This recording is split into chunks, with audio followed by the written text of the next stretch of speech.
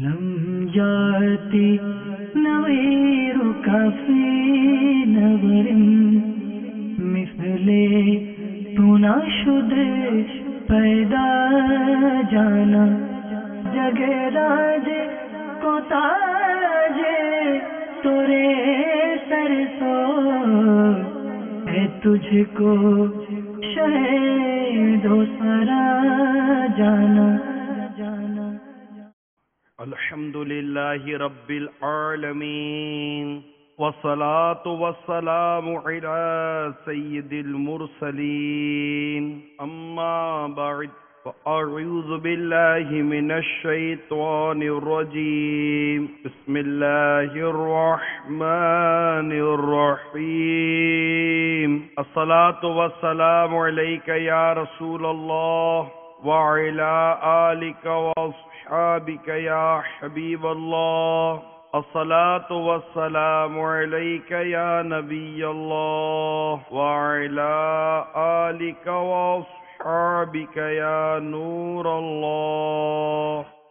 سرکار مدینہ راحت قلب و سینہ فیض گنجینہ صاحب معطر پسینہ باعث نزول سکینہ صلی اللہ تعالی علیہ وآلہ وسلم کا فرمان علی شان ہے، جو کوئی مجھ پر ایک مرتبہ درود پاک پڑھتا ہے اللہ تعالیٰ اس پر 10 رحمت نازل فرماتا ہے.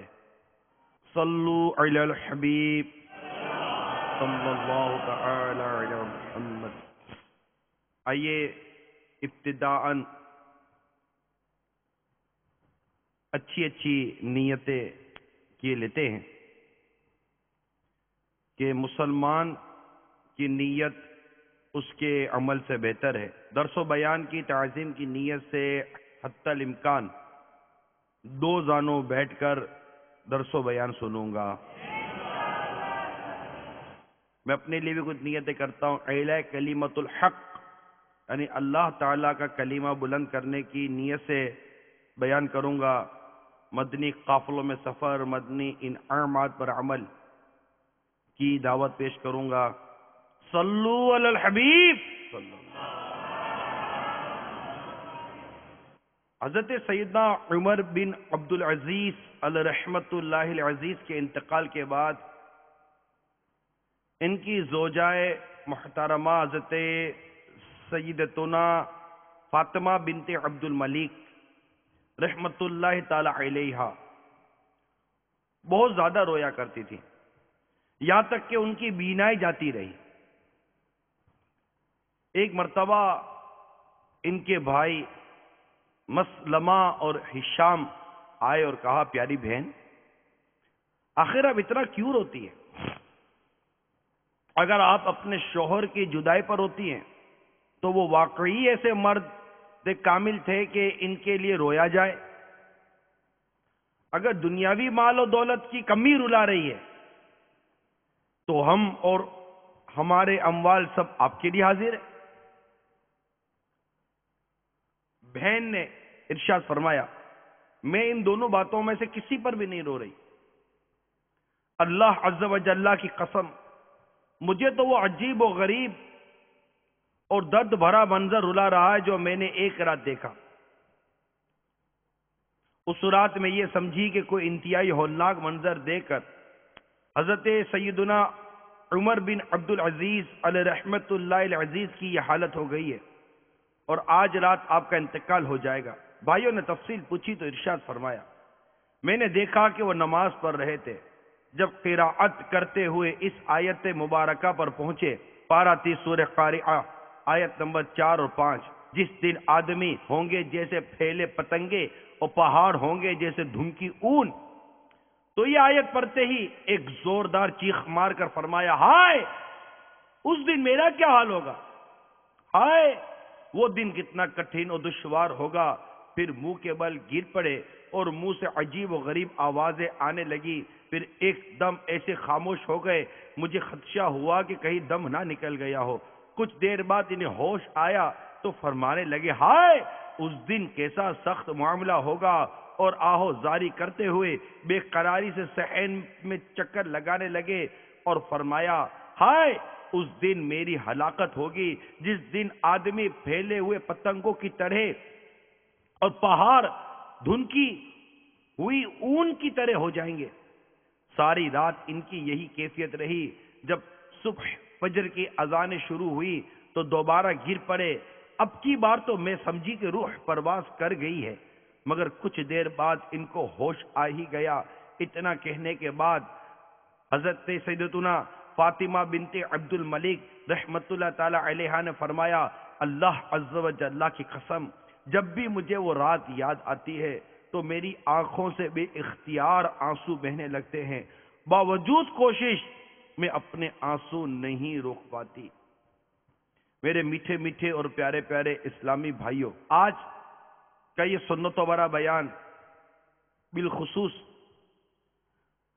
ہمارے ان اہم ترین اور ذمہ دار طبقے کے لیے ہے جسے ہمارے معاشرے میں پولیس اور قانون نافذ کرنے والا ایک فرد کہا جاتا ہے، جس کے ذمے بہت ساری ذمہ داریاں ہوتی ہیں۔ ملک و قوم کی حفاظت، وفاداری، فرما برداری، ان کی حفاظت کا بار گراں اپنے کاندھوں پر اس کا وزن قبول کرتے ہیں۔ بنیادی طور پر جو حکایت میں نے بیان کی ہے اس پر اگر ہم غور کریں تو دنیا میں بہت سی شخصیات آتی ہیں اور ان میں بعض کئی وہ ہوتی ہیں جن کا دل خشیت الہی سے لرزتا رہتا ہے، لیکن یہاں پر حضرت سیدنا عمر بن عبد العزیز الرحمت اللہ العزیز کی یہ انفرادیت کے پیش نظر ان کی شخصیت کو آج کے بیان کا موضوع لیا گیا ہے کہ جو منصب و وجاہت انسان کے دل کو سخت کر دیتا ہے، اسی نے عمر بن عبد العزیز کے دل کو نرم کر دیا تھا۔ عزت و حشمت، طاقت، اقتدار اور اس طرح کی بہت سی چیزیں جو انسان کو غافل کر دیتی ہیں، لیکن سیدنا عمر بن عبد العزیز علیہ رحمت اللہ العزیز کے دل کو انہی چیزوں نے خوف خدا کا آشیانہ بنا دیا تھا۔ اس لیے ان کی زندگی کے چند پہلو آپ کے آگے بیان کرنے کی میں کوشش کروں گا۔ یقیناً جب اس شعبے کا نام آتا ہے کہ آج جناب پولیس والے جمع ہوں گے اور دیگر جو لا اینڈ آرڈر کی سچویشن کو ٹیکل کرتے ہیں، سنبھالتے ہیں، اس کی ذمہ داری جن کے کاندھوں پر ہوتی ہے، آج وہ طبقے کو دعوت اسلامی کے سنت و بر اجتماع میں بالخصوص جمع کیا جا رہا ہے۔ تو آج تو جناب یہ بھی موضوع ہوگا، یہ بھی موضوع ہوگا، اس طرح بھی کہا جائے گا، اس طرح بھی کہا جائے گا، یہ بھی ہوگا، وہ بھی ہوگا، آپ سمجھ سکتے ہیں۔ میں غور کیا کہ اگر بالفرض ان موضوعات پر بیان کر بھی لیا جائے تو کیا ہمارے اندر موجود خرابیاں، کیونکہ دعوت اسلامی کا یہ سنت و بڑا عظیم ماحول جو ہے نا، یہ اس کی خصوصیت ہے کہ یہ ہمارے معاشرے میں اور ہم میں پانے والے جو کرائم ہیں، جو جرائم ہیں، جو ہماری بدعنوانیاں ہیں، جو ہماری بد کرداریاں ہیں، وہ اسے ہائی لائٹ کرتی ہے۔ یہ تنظیم، یہ تحریک، اس کا سنت و بھرا یہ مدنی ماحول اسے ہائی لائٹ کرتی ہے، اسے نمایاں کر دیتی ہے، بیان کرتی ہے کہ دیکھو یہ ایسا کچھ ہمارے اندر ہے، اس کا کچھ کرو ورنہ پھنس جاؤ گے۔ خرابیاں اور برائیاں یہ اس شعبے میں بھی پائی جاتی ہیں۔ اب ایسی بات نہیں ہے کہ اگر کوئی شخص کوئی جرم کر رہا ہے، کوئی بدعنوانی کر رہا ہے، تو وہ اس بات کو جانتا نہیں ہے کہ میں یہ جو کچھ کر رہا ہوں یہ بدعنوانی ہے، یہ کرائم ہے، یہ جرم ہے، قانوناً جرم ہے، یہ اخلاقاً جرم ہے۔ میری جو ملک کی کانسٹیٹیوشن ہے اس کے تحت یہ جرم ہے.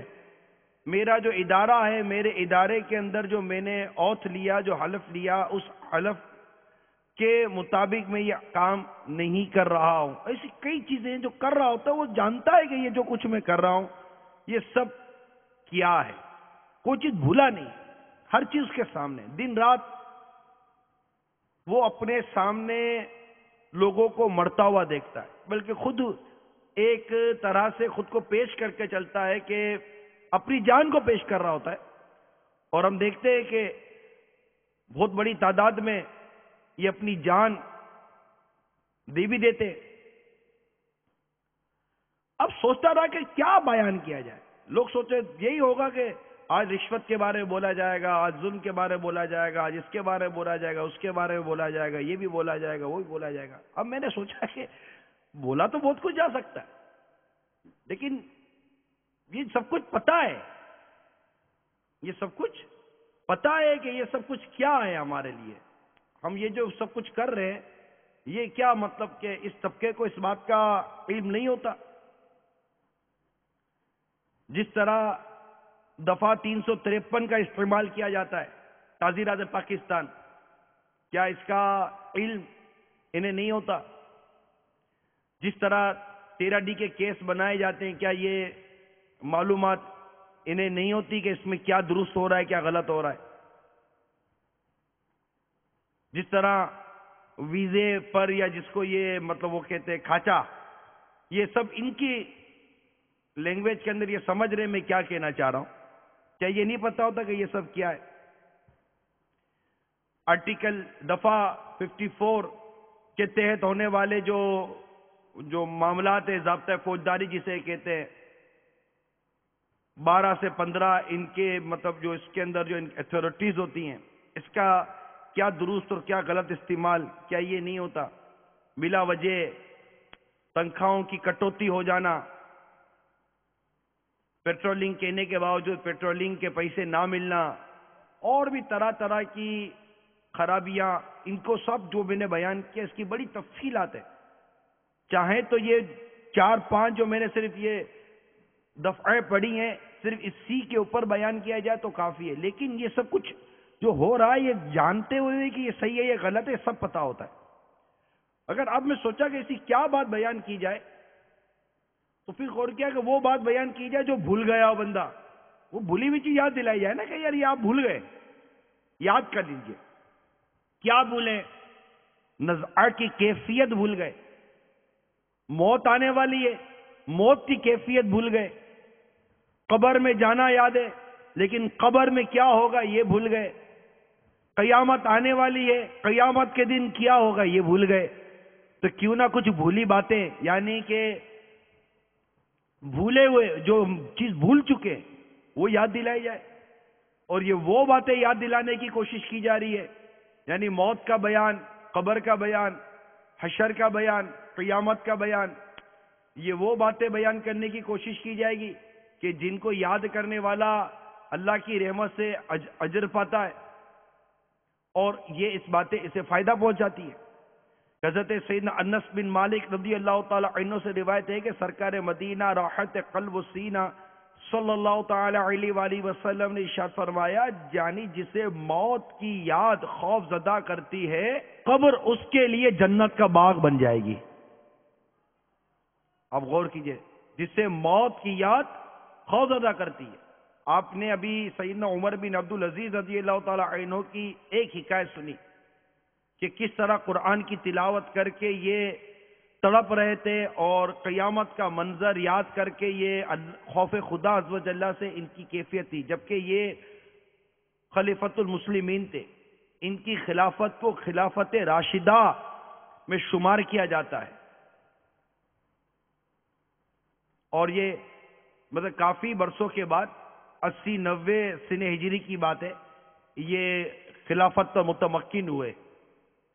یعنی یہ واقعہ کربلا کے بعد بھی چند برسوں کے بعد ان کی خلافت متمکن ہوئے.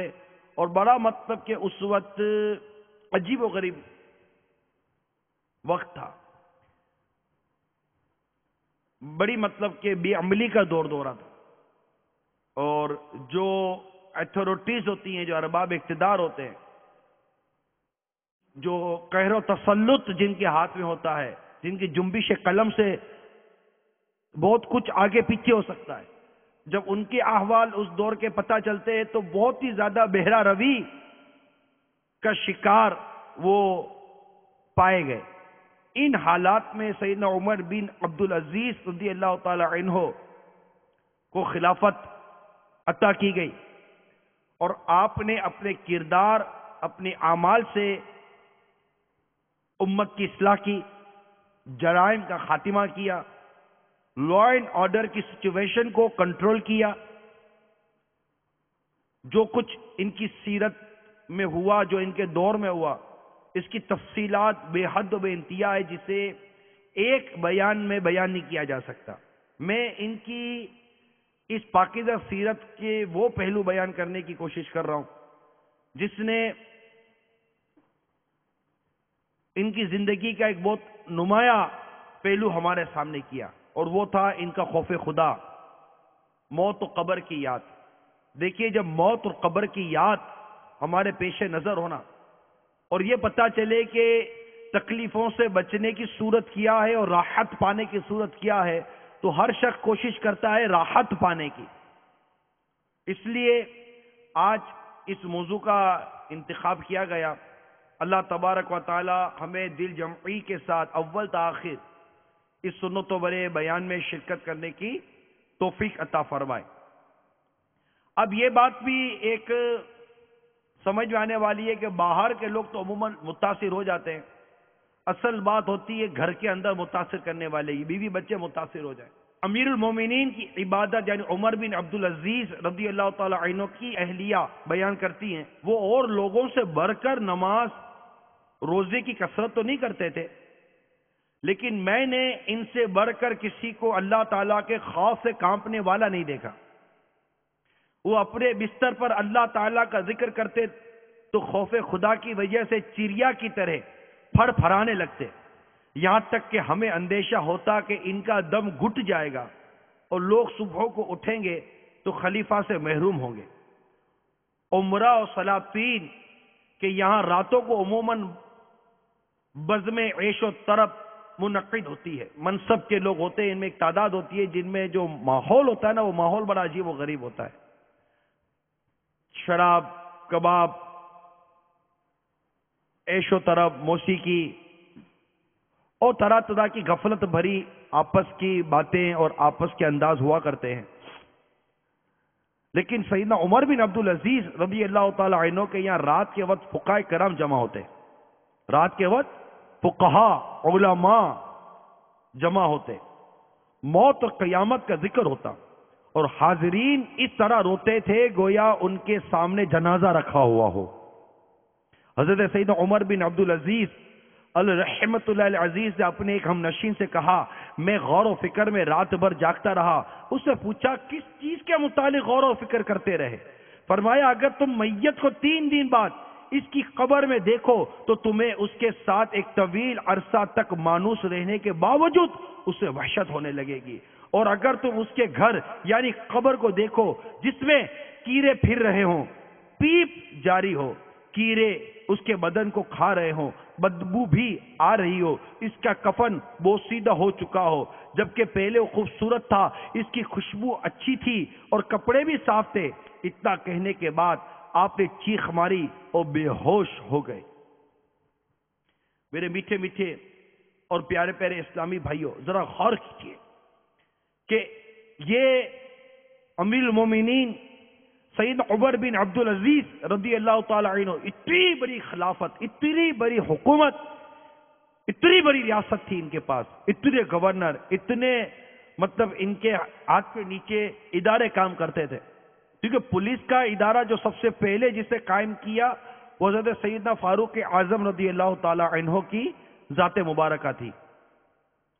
اب یہ بینک میں آگے ترقی کرتے گئے، ان کی اپنی جو سچویشن تھی وہ حسب حال تبدیل ہوتی گئی، مگر یہاں پر عرض کرنے کا مقصد یہ ہے کہ سیدنا عمر بن عبدالعزیز رضی اللہ تعالی عنہ کی جب سیرت کو دیکھتے تو جب ان کو رات کو دیکھا گیا، ان کے بارے میں پڑھا گیا تو ان کے ساتھ رات کو فضول قسم کی گفتگو کرنے والے اور اس طرح کے لوگ نہیں ہوتے تھے، ادھر ادھر کی باتیں کرنے والے لوگ نہیں ہوتے تھے، عیش اور عیاشی کی بات کرنے والے لوگ نہیں ہوتے تھے، شراب اور جوئے اور دولت اڑانے اور دولت کمانے کی بات کرنے والے لوگ نہیں ہوتے تھے۔ فقہا اور علماء ان کی مجلس میں ہوتے تھے اور موت کا ذکر ہوتا تھا، قبر کا ذکر ہوتا تھا، قیامت کا ذکر ہوتا تھا، مرنے کے بعد کے حالات اور معاملات کا ذکر ہوتا تھا کہ ہمارا کیا بنے گا، قبر میں کیا حال ہوگا، نزا کے بعد کیا حال ہوگا، حشر میں کیا حال ہوگا۔ وہ آگے کی سوچتے تھے، یہ آگے کی سوچتے تھے، اور یہ ایک نیچر ہے کہ بندہ جو بھی ہے نا وہ آگے کی سوچتا ہے کہ میرا کل کیا بنے گا، میرا آگے کیا بنے گا، پرسوں کیا بنے گا، میرے بچوں کا کیا بنے گا، آگے میرا کیا بنے گا۔ یہ مطلب سوچنا یہ ایک انسان کے نیچر کا حصہ ہے۔ آپ دیکھیے اس نیچر کو سامنے رکھیے کہ انسان آگے کی سوچتا ہے۔ پھر قرآن پاک کی اس آیت کریمہ پر غور کیجئے جو سورہ حشر میں رب کریم نے ارشاد فرمایا، اے ایمان والو اللہ سے ڈرو اور ہر جان دیکھے کل کے لیے کیا آگے بھیجا۔ اب آپ دیکھیے یہاں کل سے مراد قیامت کا دن، مرنے کے بعد کس کیفیات کے متعلق بیان کیا جائے۔ اب جانا قیامت کا لفظ ہے نہ موت کے بعد کا لفظ ہے، کوئی ایسا لفظ نہیں ہے۔ غد، ہر جان جانے کہ اس نے کل کے لیے کیا آگے بھیجا۔ یہ ایک ڈیو ٹو نیچر، قرآن تو ایک ہمارے نیچر کے مطابق ہم کو ٹریٹ کرتا ہے نا، ہمیں علاج مہیا کرتا ہے۔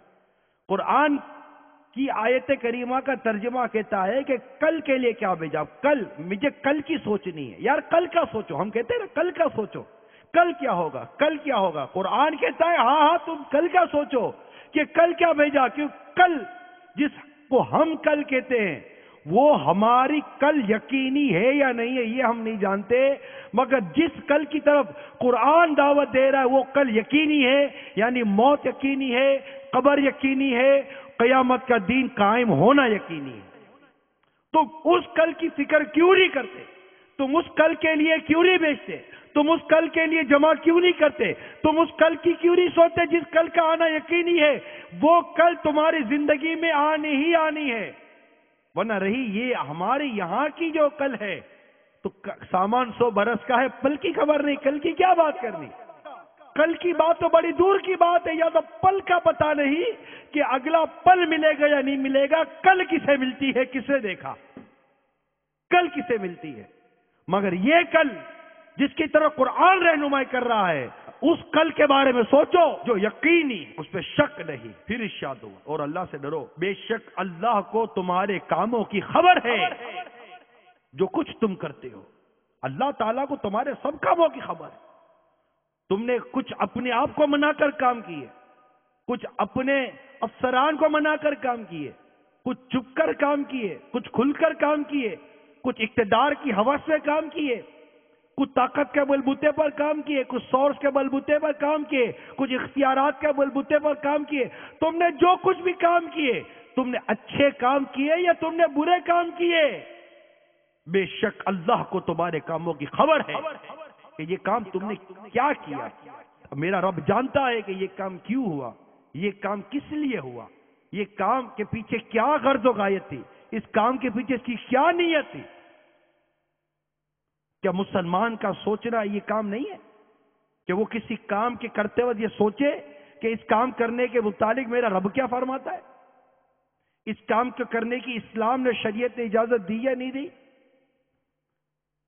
مطلب ان کاموں کی تفصیل میں جانے کے بجائے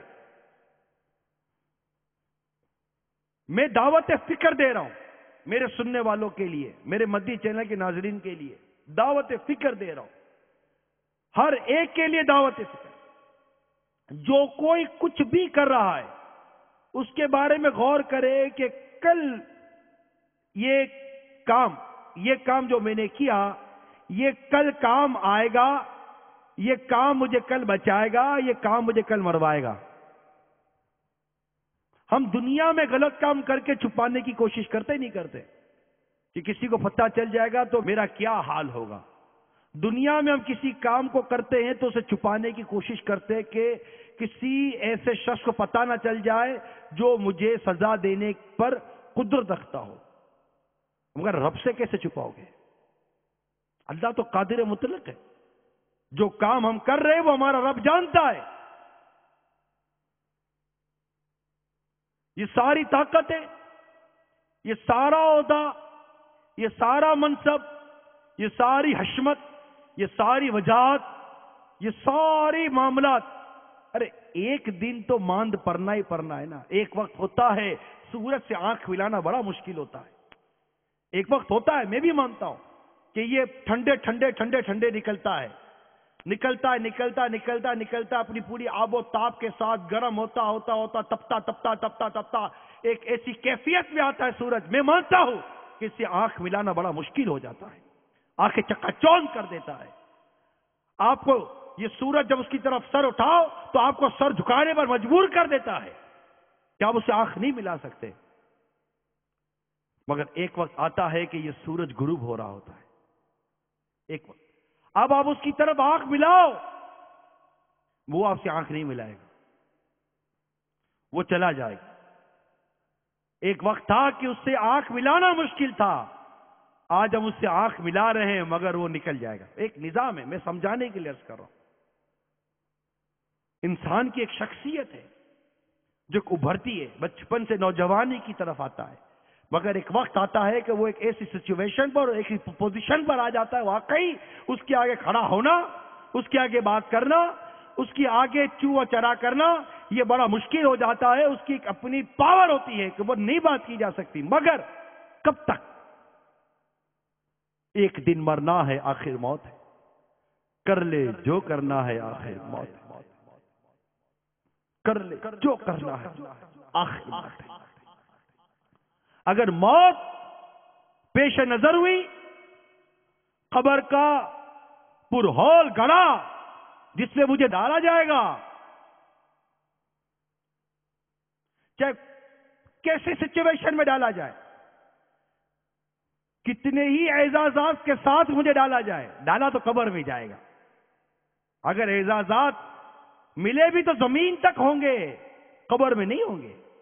قبر میں اعمال ہوں گے، وہ عمل کیا کیا، کیسے کیا، کیوں کیا، اس میں رب کی رضا تھی یا رب کی رضا نہیں تھی، ثواب کیے، گناہ کیے، کیا کیا، ایک ایک چیز سامنے آئے گی. شرابی کیا سمجھتا ہے؟ شراب پی کر بچ جائے گا. جواری کیا سمجھتا ہے؟ جوا کھیل کر بچ جائے گا. رشوت خور کیا سمجھتا ہے کہ رشوت کا لین دین کر کے بچ جائے گا. سود خور کیا سمجھتا ہے؟ سود کا لین دین کر کے بچ جائے گا. ان گناہوں بڑے کاموں کا تعاون کرنے والے، مدد کرنے والے کیا سمجھتے ہیں کہ یہ بچ جائیں گے؟ اگر توبہ کیے بغیر مر گئے، اللہ کو راضی کیے بغیر مر گئے اور اسی طرح قبر میں اتر گئے، اللہ ناراض ہوا، اس کے پیارے حبیب صلی اللہ تعالی علیہ وآلہ وسلم روٹ گئے، کیا سمجھتا ہے بچ جائے گا؟ کیا قبر کا دبانا یاد نہیں ہے کہ قبر مجرم کو اس طرح دباتی ہے کہ اس کی پسلیاں ٹوٹ کر ایک دوسرے میں پیوست ہو جاتی ہیں. جب کسی طاقتور سے گلے ملو اور ایک جھٹکا مارتا ہے، چیخ نکل جاتی ہے. یہ چیخ سننے والے بہت سے لوگ ہیں، قبر کی چیخ سننے والا کوئی نہیں ہوگا. سارے چلے گئے ہوں گے دفنا کر، سارے چلے گئے ہوں گے، کوئی پاس نہیں ہوگا، کوئی ہمدم نہیں ہوگا، کوئی ہمنشین نہیں ہوگا. دنیا میں جان چھڑکنے والا بھی قبر پر نہیں بیٹھے گا. ہمارے چند گھنٹے بیٹھ گیا وہ بھی چلا جائے گا. اکیلے ہوں گے. اس قبر کے لیے کیا کیا؟ نزا کا عالم جب روح قبض ہو رہی ہوگی، ہمارے عزیز رشتے دار، دوست، احباب تو کھڑے ہوئے ہوں گے. چاہے ہم پر کوما کی حالت ہو یا ہم پر کیسی حالت ہو سکتا ہے ہاسپٹل کے اندر پورا عملہ، بڑے بڑے ڈاکٹر لگا دیے جائیں، وہ ہماری جو بھی سچویشن دیکھ رہے وہ ہے جو ان کے سامنے ہے، لیکن اللہ جانتا ہے کہ بندے کی حالت کیا ہے. اس وقت وہ کیا دیکھ رہا ہوگا، کیا سوچ رہا ہوگا، کیا نظر آ رہا ہوگا، کیا کیا پردے اٹھ گئے ہوں گے. اپنی زندگی کے کیے ہوئے سارے کام جب ایک ایک کر کے اس کے اوپر نظر کے عالم، جب اس کی آنکھیں کھلی ہوئی ہیں، چھت سے لگی ہوئی ہیں، ڈاکٹر کہہ رہا ہے کہ اس پر نزا کا عالم ہے، گھر والے کہہ رہے کوما میں ہمارا گھر کا جو بڑا ہے، اس کی نظریں چھت سے لگی ہوئی ہے، بس آنکھ جھپکتا ہے، بات کرتے ہیں تو جواب نہیں دے رہا ہوتا. ارے کیا پتا کہ جس کی آنکھیں چھت سے لگی ہوئی ہے وہ چھت سے لگی ہوئی آنکھوں میں اپنی زندگی کی پوری ہسٹری دیکھ رہا ہے کہ میں کیسے بچپن سے جوانی کی طرف آیا، جوانی میں نے کیسے گزاری، میں نے بڑھاپا پایا تو نوجوانی اور جوانی کے سارے عالم میں بڑھاپے کی منزل تک کیسے پہنچا، اس دوران میں نے کیا کیا کیے، کتنے حق کھائے، کتنے ظلم کیے، کتنے ستم کیے، کس قدر میں نے اللہ اور اس کے پیارے حبیب عز و جل صلی اللہ تعالی وسلم کی نافرمانی کی. ایک ایک بات، ایک ایک منظر اس کے سامنے چل رہا ہوگا. ہائے افسوس، وہ چل تو رہا ہے مگر وہ معافی مانگنے کی پوزیشن میں نہیں ہے کہ اہل حقوق سے معافی مانگ سکے. زبان ہے کہ ساتھ نہیں دے رہی، ہاتھ ہے کہ ہل نہیں پا رہا، روح ہے کہ نکل بھی نہیں رہی ہے، آنکھ ہے کہ چھت سے لگی ہوئی ہے، منہ سے تھوک نکلتی چلی جا رہی ہے، ڈاکٹر آکسیجن لگائے ہوئے ہیں کہ وینٹیلیٹر لگا ہوا ہے، آکسیجن کی نالیاں لگی ہوئی ہیں اور ڈرپیں لگی ہوئی ہیں، وہ سب کچھ اس کی جان بچانے کی کوشش کر رہے ہیں. لیکن یہ ہے کہ اپنی جان کی اپنی طرف یہ سوچ رہا ہوگا کہ میں نے کیا کیا کیا، کیا کیا کیا. لیکن اب کیا ہو سکتا ہے، بستر پر آ گئے، طاقت ختم ہو گئی، سب کچھ ختم ہو گیا. یہ جو کچھ کیے جاتے ہیں نا، ظلم و بربریت، ظلم و تشدد، ایک دوسرے کے اوپر، عوام کے اوپر، مسلمانوں پر ایک دوسرے کے ساتھ جو مار پیٹ کی جاتی ہے، ظلم و تشدد کا نشانہ بنایا جاتا ہے، قتل و غارت گری کا بازار گرم کیا جاتا ہے، جو کچھ ہو رہا ہوتا ہے اس کے پیچھے جو چیز کار فرما ہے وہ آپ جانے اور آپ کی وہ کار فرما چیز جانے. میں بات یہ کرتا ہوں کہ جو کچھ یہ کر رہا ہے ایک دن مرے گا کہ نہیں مرے گا، ایک دن مرے گا کہ نہیں مرے گا. چاہے وہ سڑک پر مرے، بستر پر مرے، میدان میں مرے یا گھر کے اندر مرے، کہیں بھی مرے، یہ بتائیے مرے گا کہ نہیں مرے گا. موت تو آنی آنی ہے اور سب کچھ یہیں رہ جائے گا. اب غور یہ کرنا ہے کہ میں نے اب وہ طویل سفر جو قبر کا سفر ہے اس کے لیے کیا تیاری کی ہے، وہ طویل سفر جو قیامت کے دن کا سفر اس کے لیے کیا تیاری کی ہے.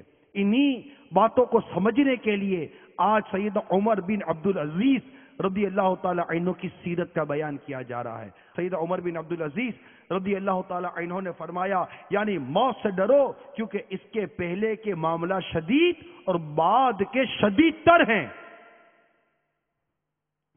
حضرت سید عمر بن عبدالعزیز ایک جنازے کے ساتھ قبرستان تشریف لے گئے. وہاں ایک قبر کے پاس بیٹھ کر غور و فکر میں ڈوب گئے. کسی نے عرض کی، یا امیر المومنین یہاں تنہا کیسے تشریف فرما ہے؟ فرمایا، ابھی ابھی ایک قبر نے مجھے پکار کر کہا، اے عمر بن عبدالعزیز مجھ سے کیوں نہیں پوچھتے کہ میں اپنے اندر آنے والوں کے ساتھ کیا برتاؤ کرتی ہوں؟ میں نے اس قبر سے کہا، مجھے ضرور بتا. وہ کہنے لگی، جب کوئی میرے اندر آتا ہے تو میں اس کا کفن پھاڑ کر جسم کے ٹکڑے ٹکڑے کر ڈالتی اور اس کا گوشت کھا جاتی ہوں، ہتھیلیوں کو کلائیوں سے، گھٹنوں کو پنڈلیوں سے، پنڈلیوں کو قدموں سے جدا کر دیتی ہوں. اتنا کہنے کے بعد حضرت سید عمر بن عبدالعزیز علیہ رحمت اللہ العزیز ہچکیاں لے کر رونے لگے.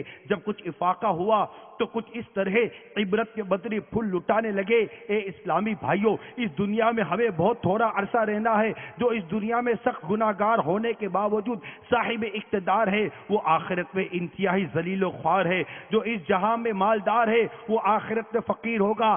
اس کا جوان بوڑھا ہو جائے گا اور جو زندہ ہے وہ مر جائے گا. دنیا کا تمہاری طرف آنا تمہیں دھوکے میں نہ ڈال دے، کیونکہ تم جانتے ہو کہ یہ بہت جلد رخصت ہو جاتی ہے. کہاں گئے تلاوت قرآن کرنے والے؟ کہاں گئے بیت اللہ کا حج کرنے والے؟ کہاں گئے ماہ رمضان کے روزے رکھنے والے؟ خاک نے ان کے جسموں کا کیا حال کر دیا، قبر کے کیڑوں نے ان کے گوشت کا کیا انجام کر دیا. ان کی ہڈیوں اور جوڑوں کے ساتھ کیا ہوا، اللہ عز و جل کی قسم وسلم دنیا میں یہ آرام دہ نرم نرم بستر پر ہوتے تھے، لیکن اب وہ اپنے گھر والوں اور وطن کو چھوڑ کر راحت کے بعد تنگی میں ہیں۔ ان کی بیواؤں نے دوسرے نکاح کر کے دوبارہ گھر بسا لیے، ان کی اولاد گلیوں میں در بدر ہے، ان کے رشتہ داروں نے ان کے مکانات و میراث آپس سے بانٹ لی۔ واللہ ان میں کچھ خوش نصیب ہیں جو قبروں میں مزے لوٹ رہے ہیں، اور واللہ بعض قبر میں عذاب میں گرفتار ہیں۔ افسوس، صد ہزار افسوس اے نادان جو آج مرتے وقت کبھی اپنے والد کی، کبھی اپنے بیٹے کی، تو کبھی سگے بھائی کی آنکھیں بند کر رہا ہے۔ ان میں سے کسی کو نہلا رہا ہے، کسی کو کفن پہنا رہا ہے، کسی کے جنازے کو کندھے پر اٹھا رہا ہے، کسی کے جنازے کے ساتھ جا رہا ہے، کسی کو قبر کے گرے میں اتار کر دفنا رہا ہے۔ یاد رکھ، کل یہ سبھی کچھ تیرے ساتھ بھی ہونے والا ہے۔ کاش مجھے علم ہوتا کون سا گال قبر میں پہلے خراب ہوگا۔ پھر حضرت سیدنا عمر بن عبدالعزیز رضی اللہ تعالی عنہ رونے لگے اور روتے روتے بے ہوش ہو گئے، اور ایک ہفتے کے بعد اس دنیا سے تشریف لے گئے۔ میٹھے میٹھے اور پیارے پیارے اسلامی بھائیوں، ان تمام مدنی پھولوں کو اپنے دل کے مدنی گلدستے میں سجانے کی کوشش کریں۔ اس دنیا کی رنگینیوں نے، اس دنیا کی چکا چوند کر دینے والی روشنی نے، مال و دولت کی ہوس نے، مرتبے کی ہوس نے ہم سب کو نزا کی سختیوں سے، قبر کی ہولناکیوں سے اور قیامت کے امتحان سے غافل کر دیا ہے۔ میں یہ نہیں کہتا کہ اس پر ہمارا ایمان نہیں ہے، یقیناً مسلمان کا ایمان تو ہے نا کہ ایک دن مروں گا، قبر میں جاؤں گا، مجھے بھی اتارا جائے گا، میرے ساتھ بھی سزا و جزا کا معاملہ ہو سکتا ہے، مگر ہم بھول گئے، ایسا لگتا ہے ہم بھول گئے۔ ہم اپنے شب و روز میں ان کیفیات کو یاد نہیں کرتے۔ عمر بن عبدالعزیز رضی اللہ تعالی عنہ کو دیکھیں، ارے کیا کام تھا جو ان کے پاس نہیں تھا۔ چند گھنٹوں کی نیند کرتے تھے، اس کے علاوہ اپنی زندگی کا پورا حصہ امت کی خدمت کے لیے وقف کیا ہوا تھا۔ امت کی خدمت، گورنر، آپ کے جو عمال ارباب اقتدار ہوتے تھے جن کو آپ پوسٹیں دیتے تھے، ان کی خبر گیری، لیکن ساتھ ہی ان کا خوف خدا بہت اہم چیز ہے۔ جب بندے کو پتہ ہونا کہ یہ سب چیز میرے ساتھ ہونے والی ہے اور مجھے حساب دینا ہے، تو وہ اعمال بڑی سوچ سمجھ کے کرتا ہے، بڑی اچھی اچھی نیتیں بناتا ہے، اور ہر چیز میں یہ دیکھتا ہے کہ میرا رب کیا کہتا ہے، میرے رب نے اس معاملے میں کیا حکم فرمایا۔ اپنی نہیں چلاتا، اپنی سوچ سے کام نہیں کرتا۔ مسلمان تو مسلمان ہے، مسلمان تو وہی کام کرنے کی طرف بڑھے گا جس کی اجازت اس کے اللہ اور اس کے رسول نے دی ہے، قرآن نے دی ہے۔ وہ اپنی مرضی سے زندگی نہیں گزارتا۔ مسلمان کی خواہش، اس کا غصہ، اس کا دبدبہ، اس کی طاقت، اس کا اقتدار، سب کچھ شریعت کے مطالعہ کے مطابق ہوا کرتا ہے۔ تو ان تمام باتوں پر غور کریں، نزا کی وقت کی کیفیت پر غور کریں، یہ سب آنے والا ہے۔ امیر المومنین حضرت سیدنا عمر فاروق کے اعظم رضی اللہ تعالی عنہ نے حضرت سیدنا قعب رضی اللہ تعالی عنہ سے کہا، ہمیں موت کی شدت کے متعلق بتاؤ۔ حضرت قعب رضی اللہ تعالی عنہ نے کہا، امیر المومنین، دیکھیں یہ بھی امیر المومنین ہے، فاروق اعظم رضی اللہ تعالی عنہ، کیسی ان کی بدنی سوچ تھی۔ کبھی ہم نے کسی سے پوچھا نزا کا عالم کیا ہوتا ہے؟ ذرا بتاؤ تو صحیح، موت کے وقت کیا کیفیت ہوتی ہے؟ کسی خوف خدا رکھنے والے عاشق رسول سے ہم نے اس معاملے میں رابطہ کیا؟ کبھی ان کو لے کر بیٹھے کہ مجھے کچھ بتاؤ کہ نماز کیسے پڑھی جاتی ہے، مجھے بتاؤ غسل کیسے کیا جاتا ہے، مجھے بتاؤ وضو کیسے کیا جاتا ہے، مجھے بتاؤ نماز جنازہ کیسے پڑھی جاتی ہے، ذرا مجھے بتاؤ مسجد میں آنے جانے کے آداب کیا ہے، ذرا مجھے بتاؤ اسلامی زندگی کیسے گزاری جاتی ہے، ذرا بتاؤ۔ ہم نے تو یہ بھی نہیں پوچھا، ہم تو ایک بڑی ہی عجیب و غریب قسم کی زندگی گزارتے۔ ہمیں تو یہ پتا ہونا چاہیے کہ جس شعبے سے، جس پروفیشن سے میں وابستہ ہوں، اس کے قانون کیا ہیں، اس کے لاز کیا ہیں۔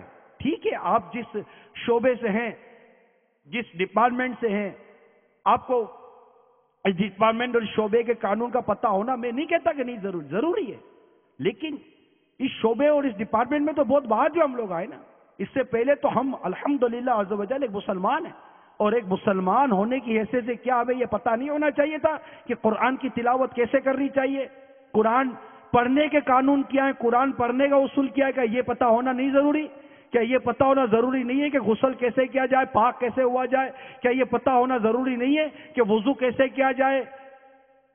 کیا یہ پتہ ہونا ضروری نہیں ہے کہ نماز کیسے ادا کی جائے؟ کیا یہ پتہ ہونا ضروری نہیں ہے کہ کاروبار میں، تجارت میں، نوکری میں کون سی چیز جائز ہے، کون سی چیز ناجائز ہے؟ ہماری نوکریاں، ہماری جاب، ہماری پوسٹ جو بھی ہے وہ بہت آگے، 20 سال، 25 سال، 30 سال کی عمر میں جا کر ہمیں اپنی پوسٹیں اور ہمیں اپنی جابز کا پتہ چلتا ہے، اور ہم اس کے اوپر آتے ہیں اور یہ اپنے فرائض یا جو بھی چیز ہو اس کو انجام دینے کی کوشش کرتے ہیں۔ مگر اس سے پہلے تو جب بالغ ہوئے تو اسلام نے ہم پر جو چیز فرض کی کہ یہ جانو یہ کیا ہے، ہم نے نہ جانا۔ کیوں کہ ہمیں قبر و حشر کے متعلق سوچنے کی گویا کیسا لگتا تھا کہ ہمیں کوئی سوچ ہی نہیں ہے۔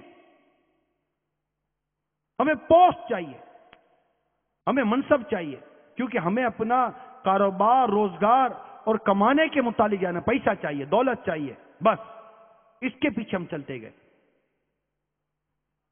جو زندگی ہے بات کی، یعنی ہم دنیا میں پیدا ہوئے مرنے کے لیے، اور مریں گے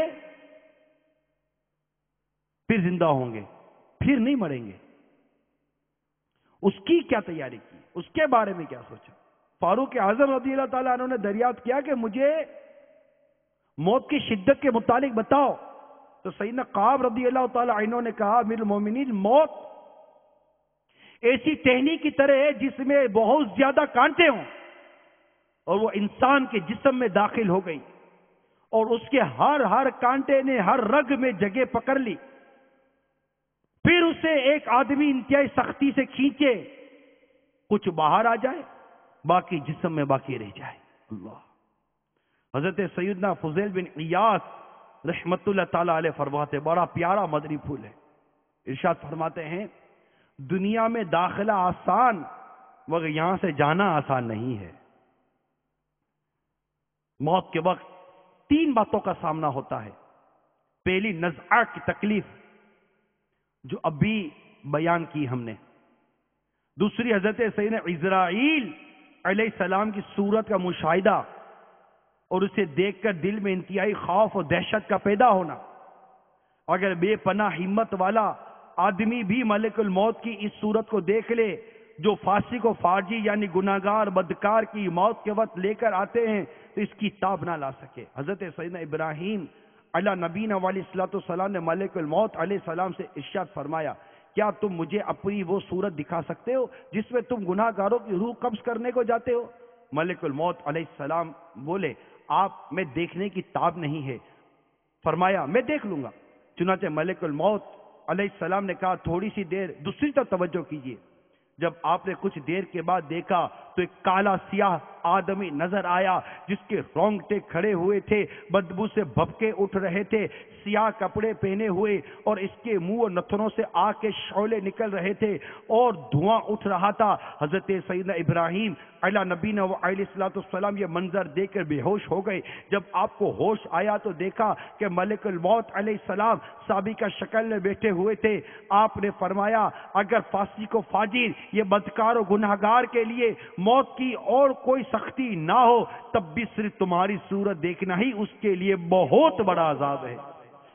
موت کے وقت ایک نازک لمحہ محافظ فرشتوں کو دیکھنے کا ہے، جیسا کہ حضرت سیدنا وہیب رحمت اللہ تعالیٰ علیہ سے مروی ہے، ہمیں یہ خبر ملی ہے جب بھی کوئی آدمی مرتا ہے تو وہ مرنے سے پہلے نامہ اعمال لکھنے والے فرشتوں کو دیکھتا ہے۔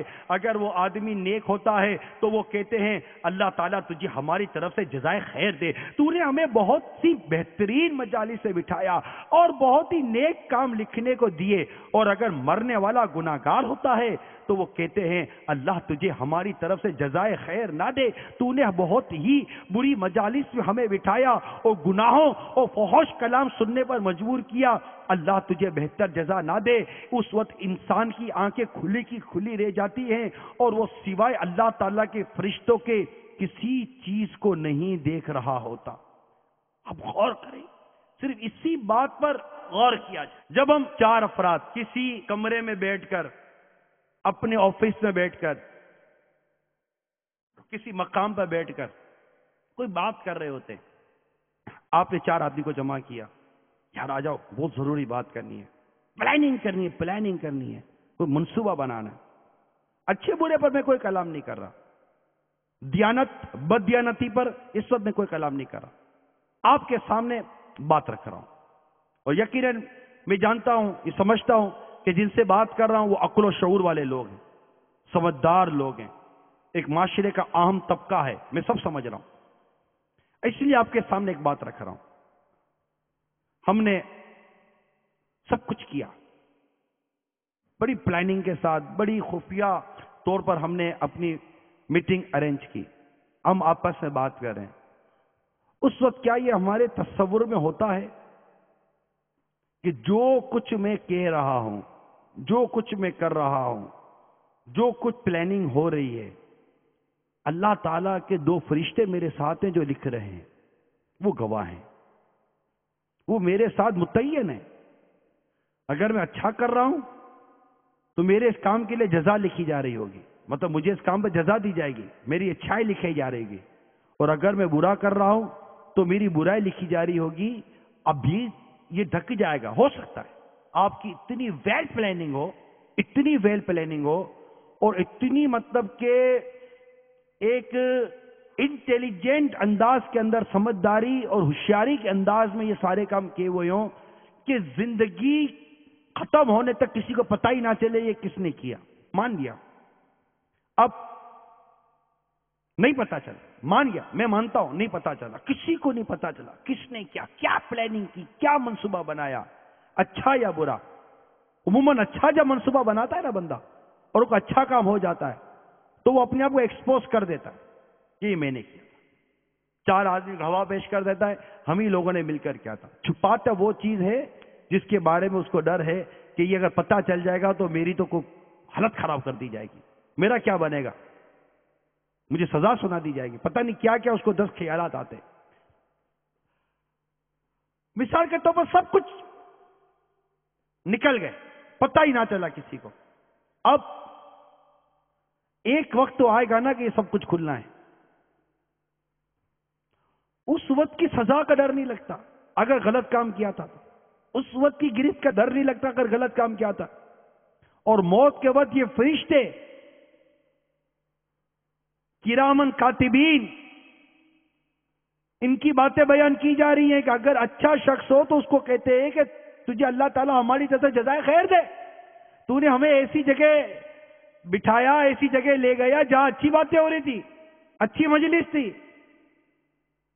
قرآن و حدیث کی باتیں ہو رہی تھی، سنتوں بری باتیں ہو رہی تھی، عشق رسول کی باتیں ہو رہی تھی، مدینہ کر رہے تھے، تو مجھے عاشقان مدینہ کے ساتھ لے گیا، تو مجھے وہاں لے گیا جہاں مدینے کے دیوانے بیٹھے ہوئے تھے، جہاں مدینے سے محبت کرنے والے بیٹھے ہوئے تھے، جہاں سرکار صلی اللہ علیہ وسلم سے محبت کرنے والے بیٹھے ہوئے تھے، جہاں نعتیں پڑھی جا رہی تھی، جہاں ذکر و اذکار کیے جا رہے تھے، جہاں سنتوں بڑا بیان کیا جا رہا تھا، جہاں پر اللہ تبارک و تعالیٰ کی تعریف بیان کی جا رہی تھی، جہاں پیارے آقا صلی اللہ تعالی وسلم کا عشق و محبت کی باتیں کی جا رہی تھی، جہاں بزرگان دین کے تذکرے کیے جا رہے تھے، جہاں پر نیکی و پرہیزگاری کی باتیں ہو رہی تھی، جہاں نماز کی باتیں ہو رہی تھی، جہاں تقوی کی باتیں ہو رہی تھی، جہاں پر صحابہ کرام کی محبت کی باتیں ہو رہی تھی، جہاں پر اہل بیت اطہار کی محبت اور الفت کی باتیں ہو رہی تھی، جہاں پر جنت کی باتیں ہو رہی تھی، جہاں پر جہنم سے بچنے کی باتیں ہو رہی تھی، جہاں پر اللہ اور اس کے رسول کے ذکر کی محفل تھی اور نیکی و بری باتیں ہو رہی تھی، اللہ تعالیٰ تجھے ہماری طرف سے جزائے خیر عطا فرمائے۔ اور اگر ایسا نہیں تھا اور وہ شخص فاسق و فاجر تھا تو اسے کہا جائے گا کہ تجھے اللہ تعالیٰ ہماری طرف سے خیر جزائے خیر نہ دے، تو ہمیں ایسی جگہ لے گیا جہاں اللہ اس کے رسول کی نافرمانیاں ہو رہی تھی۔ مثال کے طور پر تو ایسی جگہ بیٹھا تھا جہاں لوگ شراب کے جام اچھال رہے تھے، شراب کی باتیں ہو رہی تھی، حسن و جمال کی باتیں ہو رہی تھی، بدکاری کی باتیں ہو رہی تھی، جوئے کی باتیں ہو رہی تھی، قتل و غارت گیری کی باتیں ہو رہی تھی، دہشت و خوف کی باتیں ہو رہی تھی، ظلم و ستم کی باتیں ہو رہی تھی، رشوت کی بات ہو رہی تھی، سود کی بات ہو رہی تھی۔ تو ہمیں ایسی جگہ لے گیا جہاں اللہ اور اس کے رسول کی نافرمانیوں کی باتیں ہو رہی تھی، تو ہمیں ایسی جگہ لے گیا جہاں لوگ جہنم کی طرف جانے کے لیے باتیں کر رہے تھے کہ کون سب سے پہلے گویا کہ جہنم کی طرف بڑھتا چلا جاتا ہے. جہاں دھوکے کی باتیں ہو رہی تھی, جہاں ملاوٹ کی باتیں ہو رہی تھی, جہاں پر ناچ گانا کیا جا رہا تھا, جہاں پر رقاصائیں رقص کر رہی تھی, جہاں پر فحش کیا جا رہا تھا, بدکاری کی جا رہی تھی, بے باکی کی جا رہی تھی, شراب کے جام اچھالے جا رہے تھے, شراب کی بوتلیں بانٹی جا رہی تھی, جہاں پر اللہ اور اس کے رسول عز و جل صلی اللہ تعالی وسلم کی نافرمانی کی جا رہی تھی, تو ہمیں ایسی جگہ لے جایا تھا. ارے ایسی جگہ کبھی کوئی کسی معزز شخص کو لے کے جاتا ہے؟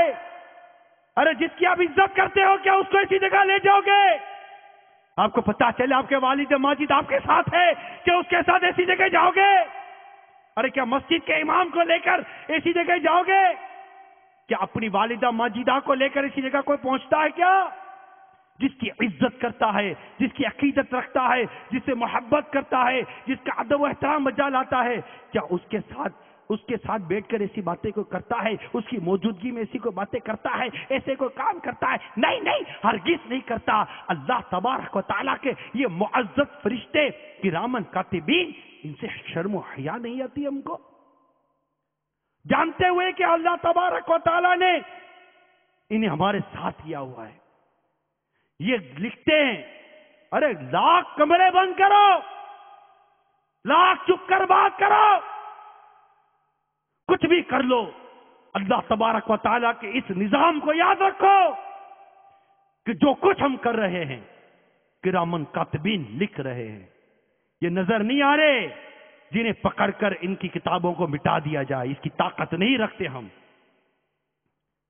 یہ لکھ رہے ہیں, یہ پیپر تیار کر رہے ہیں, یہ چارج شیٹ تیار کی جا رہی ہے, اور جب یہ چارج شیٹ اللہ کی بارگاہ میں پیش کی جائے گی اس وقت گواہ مانگے جائیں گے. جب بندہ منع کرے گا کہ میں نے نہیں کیا تو اس کی زبان بند کر دی جائے گی, تو نے نہیں کیا, چپ. گواہ پیش کیے جائیں گے. ان نظام کو آپ بخوبی سمجھ سکتے ہیں جو میں بیان کرنے جا رہا ہوں. چارج شیٹ بیان کی جائے گی, اور چارج شیٹ خود کہا جائے گا پڑھے تھے, خود پڑھا جائے گا. بہت زیادہ کیا انکار کر دے گا, میں نے نہیں کیا, میں نے نہیں کیا. اب گواہ کون ہوگے پتہ ہے؟ گواہ کون ہوگا؟ میرے ہاتھ. اللہ اکبر, میرا ہاتھ گواہی دے گا, باہر کا کوئی نہیں ہوگا, یہ اندر کی گواہی ہے. میرے ہاتھ جسے آج میرے کہنے کے اوپر میں نے چلایا کر دے. میری عقل نے ہاتھ کو حکم دیا اور ہاتھ نے کام کر دیا. کل یہی ہاتھ میرے خلاف گواہی دے گا, آنکھ میرے خلاف گواہی دے گی, زبان میرے خلاف گواہی دے گی, میرے پاؤں میرے خلاف گواہی دیں گے. ان گواہوں سے کیسے بچیں گے؟ کرامن کاتبین سے کیسے بچیں گے؟ نامہ اعمال سے کیسے بچیں گے؟ جسم کے ایک ایک عضو جو ہمارا گواہ ہوا اس سے کیسے بچیں گے؟ اسے کہاں لے جائیں گے؟ چارہ اقرار ہے, کیا ہونا ہے وہاں؟ کوئی مطلب وہاں ہے ہی نہیں. کس کو دھوکہ دیں گے؟ کس کو فریب دیں گے؟ حضرت سیدنا سفیان رحمت اللہ تعالی علیہ فرماتے, ایک روز سیدنا عمر بن عبد العزیز رضی اللہ تعالی عنہ کی مجلس میں گفتگو کا سلسلہ جاری تھا, مگر آپ بالکل خاموش بیٹھے تھے. پوچھا گیا حضور کیا بات ہے, آپ خاموش کیوں ہیں؟ فرمایا میں اہل جنت کے بارے میں سوچ رہا ہوں, کس طرح خوشی خوشی ایک دوسرے سے ملاقات کیا کریں گے, مگر دوزخی لوگ ایک دوسرے کو بے قراری سے مدد کے لیے پکاریں گے. اتنا کہنے کے بعد آپ رحمت اللہ تعالی علیہ اور رونے لگے. ایک شخص سیدنا عمر بن عبد العزیز رضی اللہ تعالی عنہ کے پاس کسی کام سے آیا, عرض کی اے امیر المومنین, اس وقت میں آپ کے سامنے کھڑا ہوں, اسی منظر سے آپ بارگاہ الہی میں اپنا کھڑا ہونا یاد کیجئے. جس دن دعویٰ کرنے والوں کی کثرت آپ کو اللہ عز و جل سے اوجھل نہیں کر سکے گی. جس روز آپ اللہ کے سامنے پیش ہوں گے اس روز عمل پر بھروسہ ہوگا, نہ گناہ سے چھٹکارے کی کوئی صورت ہوگی. سیدنا عمر بن عبد العزیز رضی اللہ تعالیٰ نے سن کر فرمایا, بھائی یہی بذرا دوبارہ کہنا. اس سے اپنی بات ہو رہی, وہ کیا بات ہو رہی؟ امیر المومنین, اس وقت میں آپ کے سامنے کھڑا ہوں, ذرا یاد کیجئے جب ہم کسی کے سامنے جواب دینے کے لیے کھڑے ہوتے ہیں یا کوئی ہمارے سامنے جواب دینے کے لیے کھڑا ہوتا ہے، اس وقت کی کیفیات کو ذرا تصور میں لائیے کہ وہ بھی ایک وقت آئے گا کہ بارگاہ الہی عز و جل میں کھڑا ہونا پڑے گا. جس روز اللہ عز و جل کے سامنے پیش ہوں گے اس روز عمل پر بھروسہ ہوگا، نہ گناہ سے چھٹکارے کی کوئی صورت ہوگی. عمر بن عبدالعزیز رضی اللہ تعالیٰ عنہ سن کر فرمایا بھائی یہی بات دوبارہ کہنا. اس نے اپنی بات دہرائی، آپ رو پڑے اور فرمانے لگے وہی بات ذرا پھر سے کہنا. بار بار سن رہے ہیں، بار بار سن رہے ہیں کہ اس سے قیامت کا منظر کا تصور بیٹھتا ہے. ہم خواہ روئیں یا ہنسیں، تڑپے یا غفلت کی نیند سوتے رہے، قیامت کے امتحان برحق ہے. ترمذی شریف میں اس امتحان کے بارے میں فرمایا جا رہا ہے انسان اس وقت تک قیامت کے روز قدم نہ اٹھا سکے گا جب تک کہ ان 5 سوالات کے جوابات نہ دے دے. نمبر 1، تم نے زندگی کیسے بسر کی. نمبر 2، جوانی کیسے گزاری. نمبر 3، مال کہاں سے کمایا. اور نمبر 4، کہاں خرچ کیا. اور نمبر 5، اپنے علم کے مطابق کہاں تک عمل کیا. میرے شیخ طریقت امیر اہل سنت بانی دعوت اسلامی حضرت علامہ مولانا محمد الیاس عطار قادری رضوی دامت برکاتہم العالی اس روایت کو نقل کرنے کے بعد لکھتے ہیں آج دنیا میں جس طالب علم کا امتحان قریب آ جائے وہ کئی روز پہلے ہی سے پریشان ہو جاتا ہے. اس پر ہر وقت بس ایک ہی دھن سوار ہوتی ہے، امتحان سر پر ہے. وہ راتوں کو جاگ کر اس کی تیاری اور اہم سوالات پر خوب کوشش کرتا ہے کہ شاید سوال آ جائے، شاید وہ سوال آ جائے. ہر امکانی سوال کو حل کرتا ہے. حالانکہ دنیا کا امتحان بہت آسان ہے، اس میں دھاندلی ہو سکتی ہے، رشوت چل سکتی ہے اور اس کا فائدہ بھی فقط اتنا کہ کامیاب ہونے والے کو 1 سال کی ترقی مل جاتی ہے، جبکہ فیل ہونے والے کو جیل میں نہیں ڈالا جاتا. صرف اتنا نقصان ہوتا ہے کہ 1 سال کی ملنے والی ترقی سے اس کو محروم کر دیا جاتا ہے. دیکھیے تو صحیح اس دنیاوی امتحان کی تیاری کے لیے انسان کتنی بھاگ دوڑ کرتا ہے، حتیٰ کہ نیند کشا گولیاں کھا کھا کر ساری رات جا کر اس امتحان کی تیاری کرتا ہے. قیامت کے امتحان کے لیے آج مسلمان کی کوشش نہ ہونے کے برابر ہے، جس کا نتیجہ کامیاب ہونے کی صورت میں جنت کی نہ ختم ہونے والی ابدی راحتیں اور فیل ہونے کی صورت میں عذاب جہنم کا استحقاق ہے. میٹھے میٹھے اسلامی بھائیوں، ہم سبھی کو قیامت کے ہوش ربا حالات پر غور کرنا چاہیے اور گناہوں سے باز رہتے ہوئے نیکیاں کمانے کی کوشش کرنی چاہیے. اس روز ہمیں ایک ایک نیکی کی قدر محسوس ہوگی. چنانچہ حضرت سیدنا عبداللہ بن محمد احمد انصاری علیہ رحمت اللہ الباری اپنی مشہور زمانہ تفسیر قرطبی میں لکھتے ہیں حضرت سیدنا اکرمہ رضی اللہ تعالی عنہ سے مروی ہے قیامت کے روز ایک شخص اپنے باپ کے پاس آ کر کہے گا ابو جان کیا میں آپ کا فرما بردار نہ تھا؟ کیا میں آپ سے محبت بھرا سلوک نہ کرتا تھا؟ کیا میں آپ کے ساتھ بھلائی نہ کرتا تھا؟ آپ دیکھ رہے ہیں کہ میں کس مصیبت میں گرفتار ہوں، مجھے اپنی نیکیوں میں سے صرف ایک نیکی عطا کر دیجئے، صرف ایک نیکی، یا میرے ایک گناہ کا بوجھ اٹھا لیجئے. باپ کہنے لگے گا میرے بیٹے تو نے مجھ سے جو چیز مانگی وہ آسان تو ہے، لیکن میں بھی اسی چیز سے ڈرتا ہوں جس سے تم ڈرتے ہو. اس کے بعد باپ بیٹے کو اپنے احسانات یاد دلا کر یہی مطالبہ کرے گا تو بیٹا جواب دے گا آپ نے بہت تھوڑی چیز کا سوال کیا ہے، لیکن مجھے بھی اس بات کا خوف ہے جس کا آپ کو ڈر ہے. یوں ہی ایک شوہر بھی اپنی بیوی سے کہے گا کیا میں تیرے ساتھ اس نے سلوک نہ کرتا تھا؟ میرے ایک گناہ کا بوجھ اٹھا لے، میرے ایک گناہ کا بوجھ اٹھا لے، ہو سکتا ہے کہ میں نجات پا جاؤں. بیوی جواب دے گی آپ نے ایک ہی چیز مانگی ہے، لیکن میں بھی اس طرح ڈرتی ہوں جس طرح آپ ڈرتے. حضرت سیدنا فضیل بن عیاض رحمت اللہ تعالی علیہ فرماتے بروز قیامت ایک ماں اپنے بیٹے سے کہے گی میرے لال کیا میرا پیٹ تیرے لیے جائے قرار نہ تھا؟ کیا میرا سینہ تیرے لیے دودھ کا مشکیزہ نہ تھا؟ کیا میری گود تیرے لیے آرام گاہ نہ تھی؟ وہ اعتراف کرتے ہوئے کہے گا کیوں نہیں امی جان. ماں بولے گی آج میں گناہوں کے بھاری بوجھ تلے دبی ہوئی ہوں، تو ان میں سے صرف ایک گناہ کا بوجھ اٹھا لے.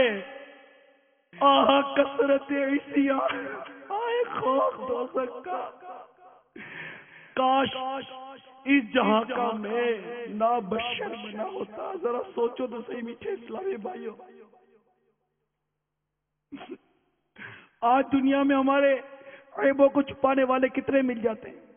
ارے میں بیٹھا ہوں نا تو فکر مت کر، میں بیٹھا ہوں نا تو فکر مت کر. قیامت کے دن نہ ماں ایک نیکی دے گی، نہ بیٹا نیکی دے گا، نہ بیوی نیکی دے گی، نہ شوہر نیکی دے گا. کوئی کسی کو چھپانے والا بچانے والا نہیں ہوگا.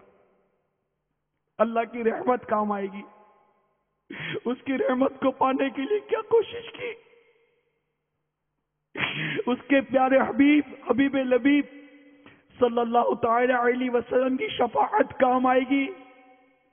وہ اپنے گناہگار امتیوں کو اپنے دامن میں چھپائیں گے. ہم نے آقا صلی اللہ تعالی علیہ وسلم کو راضی کرنے کی کیا کوشش کی. شرم نبی، خوف خدا، یہ بھی نہیں وہ بھی نہیں. ہم نے اپنی زندگی کو اللہ کی فرما برداری میں گزارنے کی کیا کوشش کی. ہم تو اس دنیا کی زندگی کو لگتا ہے سب کچھ سمجھ بیٹھے ہیں. کبھی کبھی تو حالات زندگی کا اگر مشاہدہ کیا جائے تو ایسا لگتا ہے جیسے موصوف کو مرنا ہی نہیں ہے. ایسا انداز زندگی اختیار کر کر بیٹھا ہے. اس کو جیسے زوال کی پرواہ ہی نہیں ہے کہ مجھے بھی زوال لگے گا، میرا بھی عروج زوال میں تبدیل ہو سکتا ہے.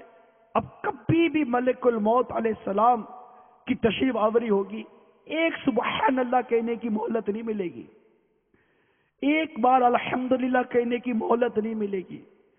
اب بھی وقت یاد رکھیے، جو بوئیں گے وہ کاٹیں گے. یہ ایک حقیقت ہے کہ جو بویا وہ کاٹا. اگر یہ ہوا تو میں مر گیا یا رب.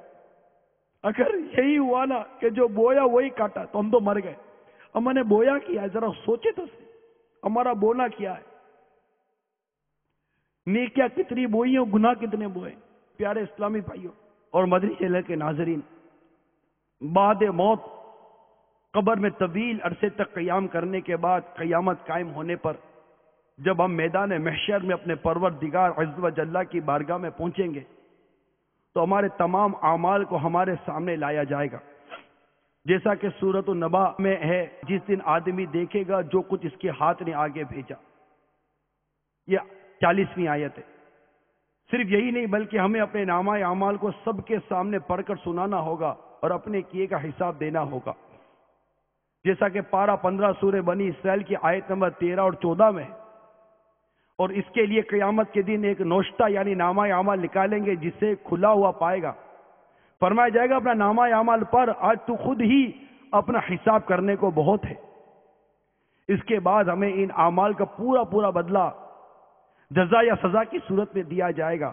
جیسا کہ سورۃ الزلزال میں ارشاد ہوتا ہے، اس دن لوگ اپنے رب کی طرف پھریں گے کئی راہ ہو کر تاکہ اپنا کیا دکھائے جائیں. تو جو ایک ذرہ بھر بھلائی کرے اسے دیکھے گا اور جو ایک ذرہ بھر برائی کرے اسے دیکھے گا. پھر جس کسی کو بخشش اور نجات کا پروانہ ملے گا وہ خوشی سے پھولے نہ سمائے گا.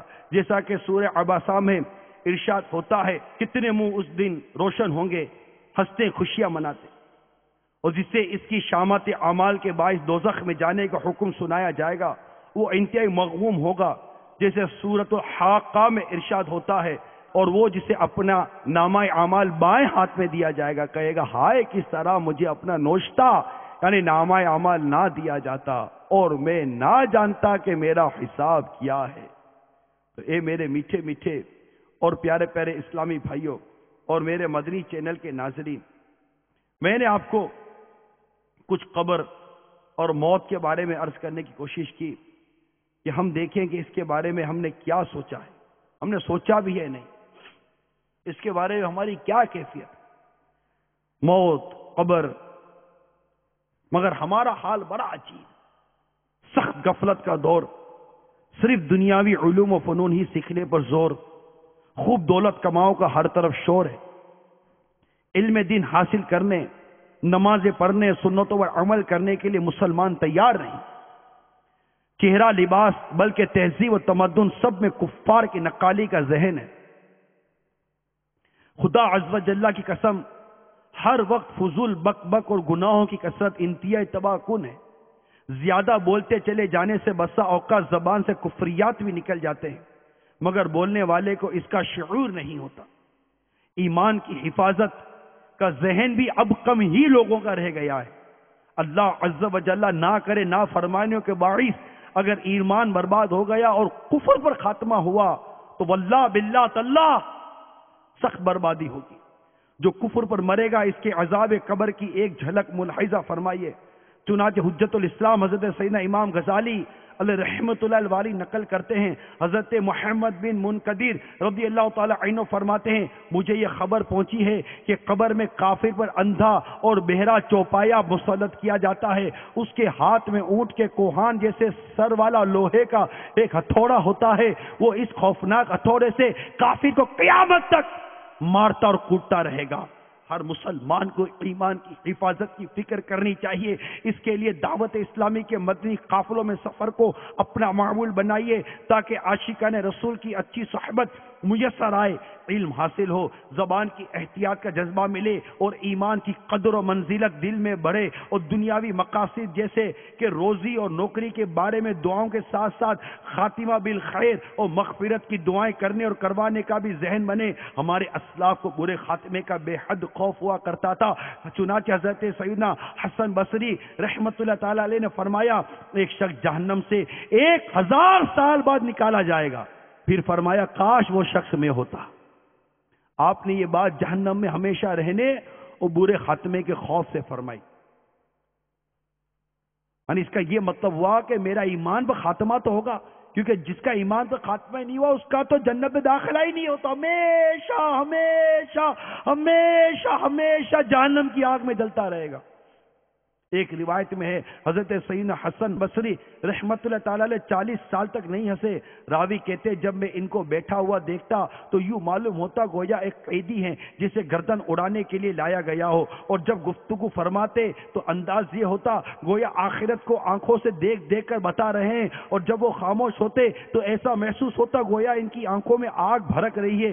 اس قدر غمگین اور خوفزدہ رہنے کا جب سبب پوچھا گیا تو فرمایا مجھے اس بات کا خوف ہے کہ اگر اللہ تعالیٰ نے میرے بعض ناپسندیدہ اعمال کو دیکھ کر مجھ پر غضب کیا اور فرما دیا کہ جاؤ میں تمہیں نہیں بخشتا تو میرا کیا بنے گا۔ میٹھے میٹھے اسلامی بھائیوں، مدنی چینل کے ناظرین، یقیناً خوف خدا رکھنے والوں کا درجہ بہت اونچا ہوتا ہے۔ چنانچہ جس رات حضرت سیدنا حسن بصری رحمت اللہ تعالیٰ علیہ کی وفات ہوئی اس رات دیکھا گیا کہ گویا آسمان کے دروازے کھلے ہیں، ایک منادی اعلان کر رہا ہے سنو حسن بصری بارگاہ خداوندی عز و جل میں اس حال میں حاضر ہوئے ہیں کہ اللہ عز و جل ان سے راضی ہے۔ میٹھے میٹھے اسلامی بھائیوں، جو اس خوش فہمی میں ہے، مطلب غور کیجئے کہ کچھ بھی نہیں ہوگا، وہ اس خوش فہمی میں نہ رہے، کبھی بھی کچھ بھی ہو سکتا۔ ہمیں ہر وقت اللہ تبارک و تعالیٰ کی خفیہ تدبیر سے ڈرنا چاہیے کہ نہ جانے ہمارا کیا بنے گا، ہمارا کون سا عمل اللہ تبارک و تعالیٰ کو ناراض کر دے، ہمارا کون سا عمل اس کے پیارے حبیب صلی اللہ تعالی وسلم کے ناراض کے سبب۔ ڈرنا چاہیے، ہمارا نہ ڈرنا یہ بھی ہمیں بہت ڈراتا ہے۔ ہمارے ڈر خوف ایک کیفیت ہماری ختم ہو گئی کہ یہ کام کر رہے ہیں، یہ لکھ رہے ہیں، یہ آرڈر ایشو کر رہے ہیں، یہ حکم نامہ جاری کر رہے ہیں، سب کچھ کر رہے ہیں، سوچتے کیوں نہیں ہے کہ اس کا انجام کیا ہوگا، میرا رب کیا فرماتا ہے۔ ہمیں اپنے بڑوں کا خوف ہوتا ہے، میں کہتا ہوں کہ ہمیں اللہ کا خوف ہونا چاہیے۔ اللہ کا خوف ہمیں نیکیوں کی طرف لے کے جائے گا، اللہ کا خوف ہمیں جنت کی طرف لے کے جائے گا، اللہ کا خوف ہمیں انصاف کی طرف لے کے جائے گا، اللہ کا خوف ہمیں عدل کی طرف لے کے جائے گا، اللہ کا خوف ہمیں احسان کی طرف لے کے جائے گا۔ جب ہمارے سامنے ہمارا نزع کا عالم ہوگا کہ مجھ پر نزع کی کیفیت آئے گی، ہمارے سامنے قبر کا عالم ہوگا کہ قبر میں جانا ہے، قبر کے معاملات، قبر کے سوالات، مر رب کا، تیرا رب کون ہے، ما دینوں کا، تیرا دین کیا ہے، ما کنت تقول فی حق حاضر رجل، سرکار صلی اللہ تعالی علیہ وسلم کا رخ زیبا دکھا کر مجھ سے پوچھا جائے گا بتا ان کے بارے میں کیا کہتا تھا۔ اس وقت سوالات کے جوابات پہ نہ دے سکا، اگر ہر سوال کے جواب میں میری زبان سے نکلا ہائی ہاتا لا ادری افسوس افسوس میں کچھ نہیں جانتا اس وقت میرا کیا بنے گا؟ اگر میری قبر کو جہنم کا گھڑا بنا دیا گیا میرا کیا بنے گا؟ میرا کفن جہنم میں لباس میں آگ کے لباس سے بدل دیا گیا میرا کیا بنے گا؟ میری قبر میں اگر سانپ مسلط کیے گئے میرا کیا بنے گا؟ اگر میری قبر میں بچھو ڈال دیے گئے میرا کیا بنے گا؟ قبر کی سزائیں اگر مجھ پہ مسلط کر دے گی میرا کیا بنے گا؟ یہاں دنیا کے اندر بعض سزاؤں کا سنتے ہیں رونگٹے کھڑے ہو جاتے ہیں، اسی طرح کی سزائیں دی جائیں گی، اسی طرح باندھ کر مارا جائے گا، اسی طرح بند کوٹری میں اور اندھیرے میں اور حبس سے بیجا کی صورتحال ہمارے ساتھ پیدا کی جائے گی۔ میں آپ سے پوچھتا ہوں کہ یہ ساری سزائیں، یہ ساری پیشیاں، یہ سارے معاملات کیا ہمیں قبر کی یاد نہیں دلا رہے ہوں گے؟ کیا ہمیں سوال جواب کی یاد نہیں دلا رہے ہوں گے؟ جب آنکھوں سے آگ برساتے ہوئے بڑے بڑے بال لیے قبر کی دیواریں چیرتے ہوئے منکر نکیر آ کر ہم سے سوالات کریں گے، جھڑک کر سوالات کریں گے، اس وقت کیا جواب دیں گے؟ شیطان لعین کے چنگل سے بچنے میں کس طرح کامیاب ہوں گے؟ اللہ ناراض ہو گیا، اس کے پیارے حبیب روٹھ گئے، قبر میں کیا بنے گا؟ سزا دے دی گئی، ہمارا کیا بنے گا؟ پکڑ ہو گئی، ہمارا کیا بنے گا؟ گروس مارے گئے، ہتھوڑے مارے گئے، فرشتوں نے پکڑ پکڑ کر مارنا شروع کر دیا، ہمارا کیا بنے گا؟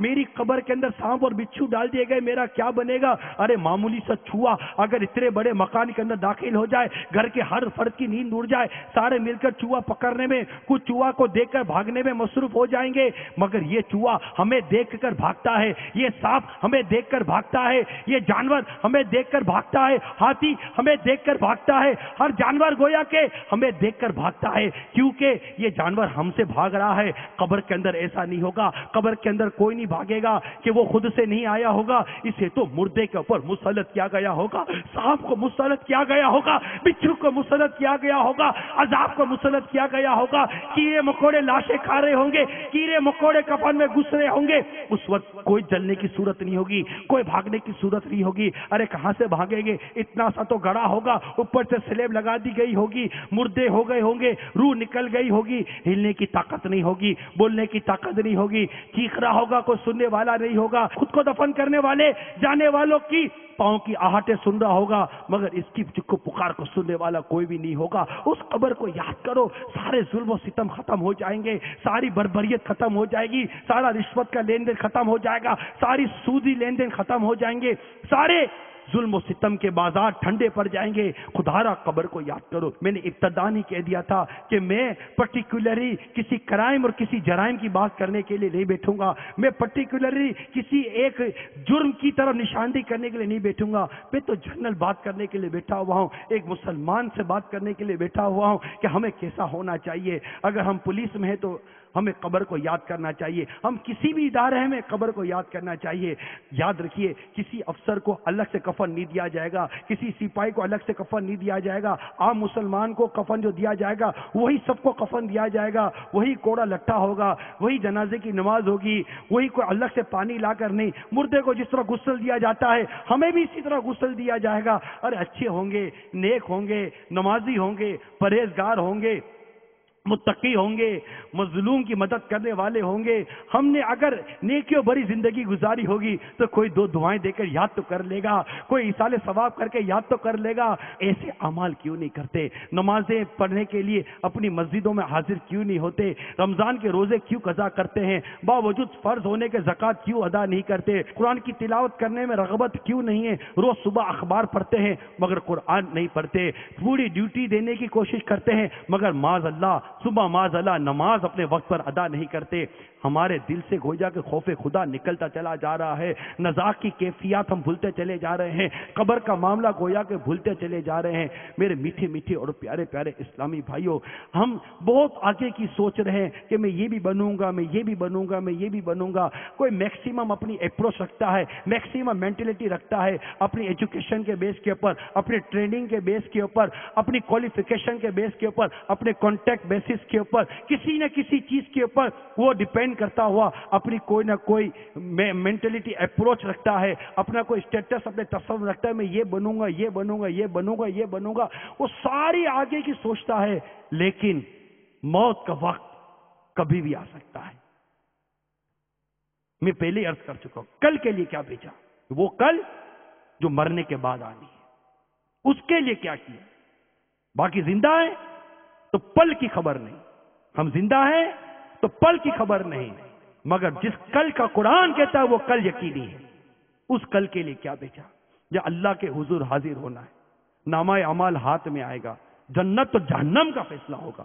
آج یہاں کی کورٹ، یہاں کے معاملات، یہاں کا قانون میں اگر کوئی پھنستا ہے تو کیسا ڈر لگتا ہے، اور اگر واقعی مجرم ہو تو اس کی حالت کیا ہوتی ہے۔ یہاں تو گواہ بھی بک جاتے ہیں، یہاں تو جھوٹی قسمیں مل جاتی ہیں، یہاں تو جھوٹی گواہیاں ہو جاتی ہیں، یہاں تو سب کچھ ہو جاتا ہے۔ اللہ کے حضور کیا ہوگا؟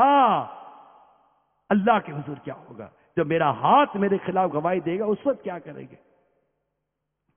میرے آقا اعلی حضرت امام اہل سنت مجدد دین و ملت پروان شمع رسالت امام عشق و محبت مولانا شاہ امام احمد رضا خان علیہ رحمت و رحمان بارگاہ الہی عز و جلہ میں کچھ یوں عرض کرتے ہیں: مولا تیرے عفو و کرم ہو میرے گواہ صفائی کے، ورنہ رضا سے چور پہ تیری ڈگری تو اقبالی ہے۔ مولا تیرے عفو و کرم ہو کہ جب ایک مجرم پیش ہوتا ہے تو گواہ پیش کیے جاتے ہیں، تو اعلیٰ حضرت امام اہل سنت اللہ کی بارگاہ میں عرض کرتے ہیں: مولا ورنہ رضا سے چور پہ تیری ڈگری تو اقبالی ہے، یعنی مطلب میرے مجرم ہونے میں تو کوئی مسئلہ ہی نہیں ہے، اقبال جرم ہے، چارہ اقرار ہے، کیا ہونا ہے، مگر جب تیری بارگاہ میں تیرا یہ بندہ احمد رضا حاضر ہو تو میرے گواہ جو ہو نا صفائی کے، وہ تیرا عفو اور تیرا کرم ہو کہ مولا تیرا عفو، تیرا معاف کر دینا، اور تیرا کرم کہ تیرا کرم فرمانا، اسے تو میرے گواہ بنا دے کہ اگر یہ میرے گواہ بنتے ہیں تو مجھے جنت نصیب ہو جائے گی، ورنہ رضا سے چور پہ تیری ڈگری تو اقبالی ہے، ورنہ میرے مجرم ہونے میں ہے کیا؟ یہ میرے آقا اعلیٰ حضرت کی تواضع انکساری ہے۔ ہم اپنے بارے میں غور کریں۔ آج نیک بد سارے ایک ساتھ گھوم پھر رہے ہیں، مگر قیامت کے دن جب قیامت کی صفیں ہوں گی اس وقت ندا کی جائے گی: اے مجرمو جدا جدا ہو جاؤ۔ حدیث پاک میں آیا، باہر شریعت میں لکھا کہ 1000 میں سے 999 مجرم الگ ہو جائیں گے، 999 مجرم الگ ہو جائیں گے۔ ذرا اپنے اعمال پر غور کریں۔ نمازیں ہماری ہیں، سچ ہے، رمضان کے روزے ہیں، دیانت ہے، وفاداری، فرما برداری، اسلام کی پاسداری، شریعت مطہرہ پر عمل کتنا ہے ہمارے پاس؟ ہم اپنے صبح سے لے کر رات تک کے معاملات پر تو غور کریں کہ اللہ کو راضی کرنے کے لیے کتنے اعمال کیے، قبر و آخرت کو سنوارنے کے لیے کتنے اعمال کیے۔ ہم تو زندگی مجرموں کی طرح گزار رہے ہیں۔ ارے ہم یہاں سوچتے ہیں کہ قانون کی خلاف ورزی نہیں ہونی چاہیے، کہ لا اینڈ آرڈر کا پرابلم ہے، میں بھی مانتا ہوں قانون کی خلاف ورزی نہیں ہونی چاہیے، مگر ایک قانون جو قرآن و حدیث نے بیان کیا اس کے بارے میں کون غور کرتا ہے؟ غیبتوں پر کون پکڑتا ہے؟ کون سا قانون ہے جو غیبت پر پکڑے گا؟ بتائیے کہ بچوں نے غیبت کی، تعزیرات پاکستان کہتے ہیں تجھے یہ سزا۔ غیبت کیا جرم نہیں ہے؟ تو جو وہ ملکی قانون جو قرآن و حدیث سے نہیں ٹکراتے، عین بندوں کی بھلائی اور فلاح و بہبود کے لیے ان پر عمل کرنا تو ضروری ہے، لازمی ہے کہ اس سے امن قائم ہوتا ہے، سکون قائم ہوتا ہے۔ ایک ریاست امن اور سکون اور پیسفل ریاست بنتی ہے وہ۔ لیکن جو قرآن و حدیث کے ارشادات ہم کو دیے گئے، غیبت سے بچنے کا جو حکم دیا گیا، چغلی سے بچنے کا جو حکم دیا گیا، وعدہ خلافی سے بچنے کا جو حکم دیا گیا، جھوٹ سے بچنے کا جو حکم دیا گیا، بے پردگی سے بچنے کا جو حکم دیا گیا، جانے باجے سننے سے بچنے کا جو حکم دیا گیا، ان احکامات کی طرف بھی تو ہمیں لانا ہے، ہمیں آنا ہے۔ ہم سب مل کر کوشش کریں۔ میں کہتا ہوں کہ میرے پولیس کے اسلامی بھائی، میرے جتنے بھی اس وقت اسلامی بھائی جن کے متعلقات موضوع، ہر ایک اپنے اوپر نیکی کی دعوت کی ذمہ داری اوڑھ لے۔ میں حل کی طرف آ رہا ہوں۔ ہمیں تو جرائم ختم کرنے ہیں نا، ہمیں تو جرم ختم کرنا ہے نا، ہمیں تو نیک بنانا ہے نا، ہمیں اپنے ملک کے اندر امن چاہیے، ہمارے اپنے ملک کے اندر جو کرائم کرنے والے لوگ ہیں ان کو ختم کرنا ہے نا۔ آؤ میں آپ کو اس میں ایک بہار سناتا ہوں۔ پنجاب پاکستان کے شہر مدینۃ الاولیاء ملتان کے نواحی علاقے جھوک ونیس میں مقیم اسلامی بھائی کے بیان کا لب لباب ہے۔ دعوت اسلامی کے مدنی ماحول کی برکتیں ملنے سے پہلے میں اپنی علاقے کا بدنام ترین شخص تھا۔ ہر دوسرے روز تھانے میں میرے خلاف کوئی نہ کوئی شکایت پہنچ جاتی، لوگ مجھ سے دور بھاگتے اور گھر والے میری حرکتوں کی وجہ سے سخت نالا ہوتے. پھر وہ وقت بھی آیا کہ مجھے اپنے علاقے میں نیک نامی نصیب ہو گئی. میں اپنے گھر والوں کی آنکھوں کا تارا بن گیا. یہ اس طرح ممکن ہوا کہ جس جگہ میں نوکری کرتا تھا وہاں دعوت اسلامی کے مبلغ کسی کام سے آئے. انہوں نے مجھ سے بھی ملاقات کی اور انفرادی کوشش کے دوران دعوت اسلامی کی مدنی بہاریں سنانے کے بعد مجھے شیخ طریقت امیر سنت کے بیان کی کیسٹ قبر کی پہلی رات دی. جب میں نے یہ بیان سنا تو مارے خوف کے میرے رونگٹے کھڑے ہو گئے. گزشتہ زندگی کے ناگفتہ حالات میری آنکھوں کے سامنے گھومنے لگے. میں نے خود کو اللہ تبارک و تعالیٰ کا نافرمان پایا. اپنے انجام کا تصور کر کے میں بے قرار ہو گیا. اپنے گناہوں پر شرمندہ ہو کر اسی وقت اپنے خالق و مالک عز و جل سے معافی مانگی, سچی توبہ کر لی. پھر مجھ پر دعوت اسلامی کا ایسا مدنی رنگ چڑھا کہ دیکھنے والے حیران رہ گئے اور ان کی نفرت محبت سے تبدیل ہونا شروع ہو گئی. ایک خواہش مسلسل مجھے تڑپاتی رہتی کہ کاش میں اس ولی کامل امیر اہل سنت کی زیارت کا شربت بھی پی سکتا, جن کی بنائی ہوئی تحریک دعوت اسلامی کی بدولت میری زندگی میں مدنی انقلاب برپا ہوا. آخر کار میری سعادتیں اپنی معراج کو پہنچی اور امیر اہل سنت غالباً کسی مدنی مشورے کے لیے عیدگاہ مدینۃ الاولیاء ملتان تشریف لائے. وہاں میں آپ کے دست مبارک پر بیعت کر کے عطاری ہو گیا اور رات بھر دیدار مرشد کے مزے بھی لوٹتا رہا. تادم تحریر علاقائی مشاورت کے نگران کی حیثیت سے مدنی کاموں کی دھومیں مچانے کی سعادت حاصل کر رہا ہوں. آپ ذرا غور کیجئے کہ ایک ایسا شخص جس کی شکایتیں تھانے میں کی جا رہی ہیں, تھانے میں رپورٹ درج کی جا رہی ہے, ایک بیان سنا قبر کی پہلی رات اور اس کی زندگی تبدیل ہو گئی. آج میرے یہ تمام جو ادارے اور شعبہ جات کے جو لوگ جمع ہوئے ہیں, ذرا دیکھیے دعوت اسلامی کو, ان نوجوانوں کو دیکھیے.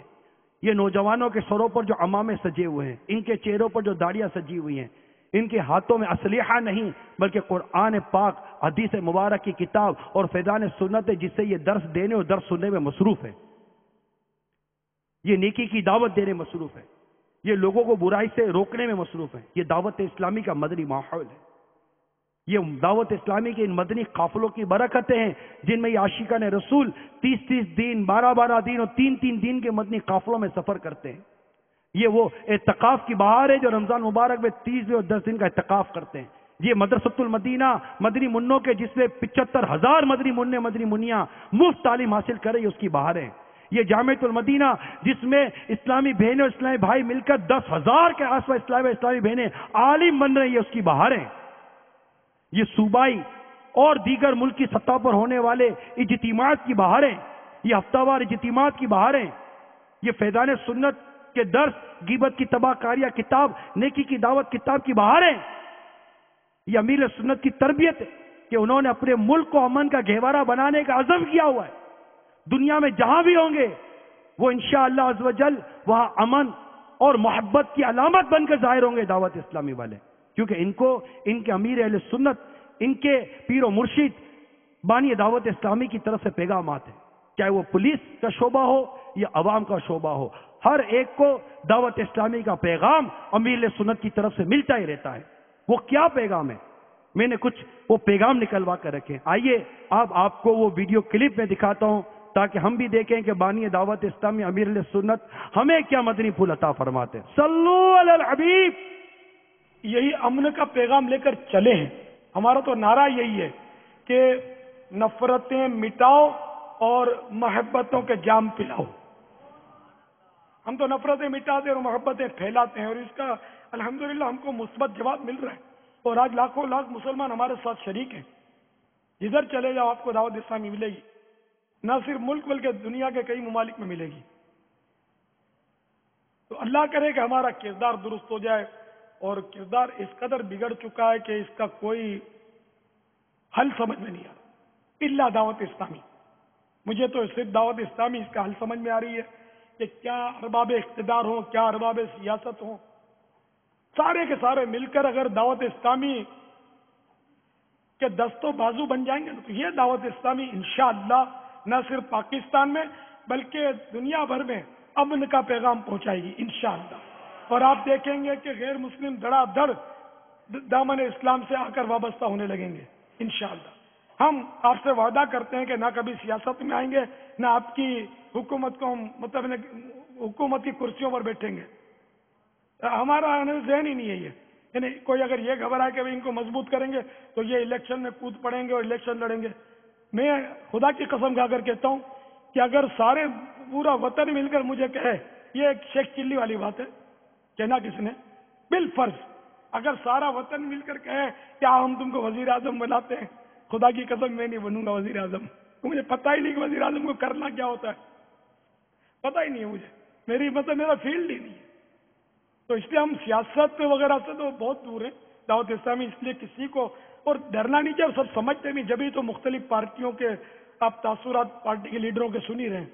یہ مختلف پارٹیوں کے بعض پارٹی کا نام بتاتے، بعض نام بھی نہیں بتاتے، کہ یہ جانتے کہ یہ لوگ مطلب دعوت اسلامی والے ان چیزوں سے دور دور دور دور دور ہیں. تو یہ بیچارے جو بھی ہمارے ساتھ کر رہے ہیں، ہم حسن زن رکھتے ہیں کہ یہ اسلام کی محبت کی وجہ سے کر رہے ہیں، یہ اسلام سے محبت کرتے ہیں، دعوت اسلامی سے محبت کرتے ہیں. اور دعوت اسلامی سے اس لیے محبت کرتے ہیں کہ دعوت اسلامی پاکستان کی وفادار ہونے کے ساتھ ساتھ اسلام کی خدمت کر رہی ہے. الحمدللہ. واللہ تعالی اعلم ورسولہ اعلم عز وجل وصلی اللہ تعالی علیہ وآلہ وسلم. صلوا علی الحبیب صلی اللہ تعالی علی محمد. میں احمد رضا طاہر ہوں. میرا بڑا پرانا تعلق ہے مولانا حضرت الیاس قادری امیر اہل سنت سے. جب وہ لاہور تشریف لایا کرتے تھے ان سے ساتھ ملاقات ہوتی تھی. بہت پیار فرماتے ہیں، بہت شفقت فرماتے ہیں. اللہ ان کی عمر دراز کرے اور ان سے استدعا کہ وہ دعاؤں میں یاد رکھیں، مجھے بھی یاد رکھیں، ہمارے محکمے کو بھی یاد رکھیں، لاہور کو، پنجاب کو، پورے پاکستان کو اپنی دعاؤں میں شامل رکھیں. آج کل دعاؤں سے بڑا کوئی تحفہ نہیں ہے اور دعاؤں کی ہی سخت ضرورت ہے. ان کا چینل جو ہے وہ میں بڑے شوق سے دیکھتا ہوں، بلکہ میں اپنے بچوں کو بھی زبردستی بٹھاتا ہوں کہ وہ بھی چینل کو دیکھیں، کہ اس میں بہت ہی قیمتی چیزیں ہمیں ملتی ہیں جو ہم فی زمانہ ہم پیچھے ہٹتے جا رہے ہیں، دور ہوتے جا رہے ہیں مذہب سے. چھوٹی چھوٹی میٹھی میٹھی باتوں سے ہم دور ہوتے جا رہے ہیں. تو بڑے دل لبھانے والے انداز میں اس چینل سے مسلمانوں کو ان کی جو سابقہ، ان کی جو سنہری دور ہے اس سے آشنا کیا جاتا ہے. ان کے چھوٹے چھوٹے مسائل کا آسان حل بتایا جاتا ہے. اور جو ہماری مذہب سے دوری کی وجہ سے ہمیں جو پریشانیاں، تکالیف اور نحوستیں ہمارے گرد منڈل آ رہی ہیں، اور ان سے چھٹکارا پانے کے تدابیر بتائی جاتی ہیں. اور اتنا پیارا یہ چینل ہے کہ نہ چاہتے ہوئے بھی وہ دل میں کھپ جاتا ہے اور دل و دماغ میں سرایت کر جاتا ہے. اور اللہ جزا دے، مزید پھلے پھولے. ہماری دعا ہے کہ یہ چینل گھر گھر میں یہ چینل کی آبیاری ہو. مولانا الیاس قادری صاحب نے جو یہ مدنی سلسلہ شروع کیا ہوا ہے، اس میں بہت سے لوگوں کو فوائد حاصل ہوئے ہیں. آج تک کبھی بھی ان کے پروگرام جو میں نے سنے ہیں، کبھی بھی ان میں فرقہ واریت کی بات نہیں ہوئی. بڑی آسان اردو اور آسان فہم میں انہوں نے لوگوں کو باتیں سمجھائی ہیں، اور زندگی کے ہر شعبہ سے تعلق رکھنے والوں میں انہوں نے کام کر رہے ہیں. اللہ تعالیٰ مولانا الیاس قادری کی عمر میں، صحت میں مزید اضافہ کرے. مدنی چینل جب سے چلا ہے اور کئی لوگ مجھے ایسے ملے ہیں جنہوں نے اسلام قبول کیا ہے، اور کئی ایسے جرائم پیشہ افراد بھی ایک دو مجھے ملے ہیں. وہ جیلوں میں گئے ہیں اور باقاعدہ مدنی قافلے نے جیلوں میں جا کر ملزمان کی، قیدیوں کی اصلاح کی ہے، اور وہ باہر آ کر بالکل صراط مستقیم کے راستے پر چلنا شروع کر دیا ہے، اور اپنے پرانے جو گناہ کیے تھے ان سے انہوں نے مکمل طور پر توبہ کر لی. جس طرح کا کام مولانا الیاس قادری صاحب نے شروع کیا ہوا ہے، یہ پاکستان کی تاریخ میں ایک پہلا قدم ہے. میری تو دعا ہے کہ اللہ تعالیٰ اسی طرح ان کی عمر میں، ان کی صحت میں اور ان کے فیض میں برکت عطا فرمائے. اور جب سے یہ مدنی چینل آیا ہے، گھر گھر میں تقریباً یہ زیادہ دیکھا جا رہا ہے. کئی لوگ برائیوں سے اس چینل کو دیکھ کر توبہ کر چکے ہیں. ناظرین سے گزارش کروں گا کہ وہ اس چینل کو زیادہ سے زیادہ دیکھیں. تمام اسلام بھائیوں نے اس وقت امیر اہل سنت کے جو تاثرات تھے، دعوت اسلامی امیر سنت نے بیان کی کہ ہمارا ویژن کیا ہے ہمارے مقاصد کیا ہیں. اگر واقعی ہم سب مل کر دعوت اسلامی کے دست و بازو بنے، یعنی عملی طور پر دعوت اسلامی میں آ جائیں، آپ بھی قافلوں میں سفر کریں، آپ بھی مدنی انعامات پر عمل کریں، فکر مدینہ کریں، ذمہ داران سے مدنی انعامات حاصل کریں، آپ بھی اپنی تھانوں میں، اپنے آفیسز کے اندر، اپنے بیرکس کے اندر، اپنے مختلف مقامات پر دعوت اسلامی کا لٹریچر رکھیں، اجتماعات VCD دیکھنے اور دکھانے کا سلسلہ رکھیں، فیضان سنت کا درس جاری کریں. آپ بھی اپنے اپنے علاقے کے مدرسۃ المدینہ بالیگان میں شرکت کر کے قرآن کی تعلیم حاصل کریں. ہر 30 دن میں 3 دن کم از کم مدنی قافلوں میں سفر کریں. افسران اپنے ماتحت کو اور افسران خود مدنی قافلوں کے مسافر بنیں. جہاں جہاں دعوت اسلامی کا ہفتہ وار اجتماع ہوتا ہے وہاں پر وقت نکال کر شرکت کریں. انشاءاللہ عز و جل آپ اور ہم سب مل کر کوشش کریں. امن کہیں نہیں جاتا. امن قائم کرنے کے لیے وہ بات عملی کوششیں جو کرنے میں اب تک ہم ناکام ہو گئے، آئے دعوت اسلامی سے مل کر اب وہ عملی کوشش کرتے ہیں. امن کہیں نہیں جاتا، امن یہی ہے. لیکن اس امن کو پانے کے لیے، اس سکون کو پانے کے لیے، اس آسانی کو پانے کے لیے، اس راحت کو پانے کے لیے آپ دعوت اسلامی کا ساتھ دی. دعوت اسلامی کوشش کر رہی ہے.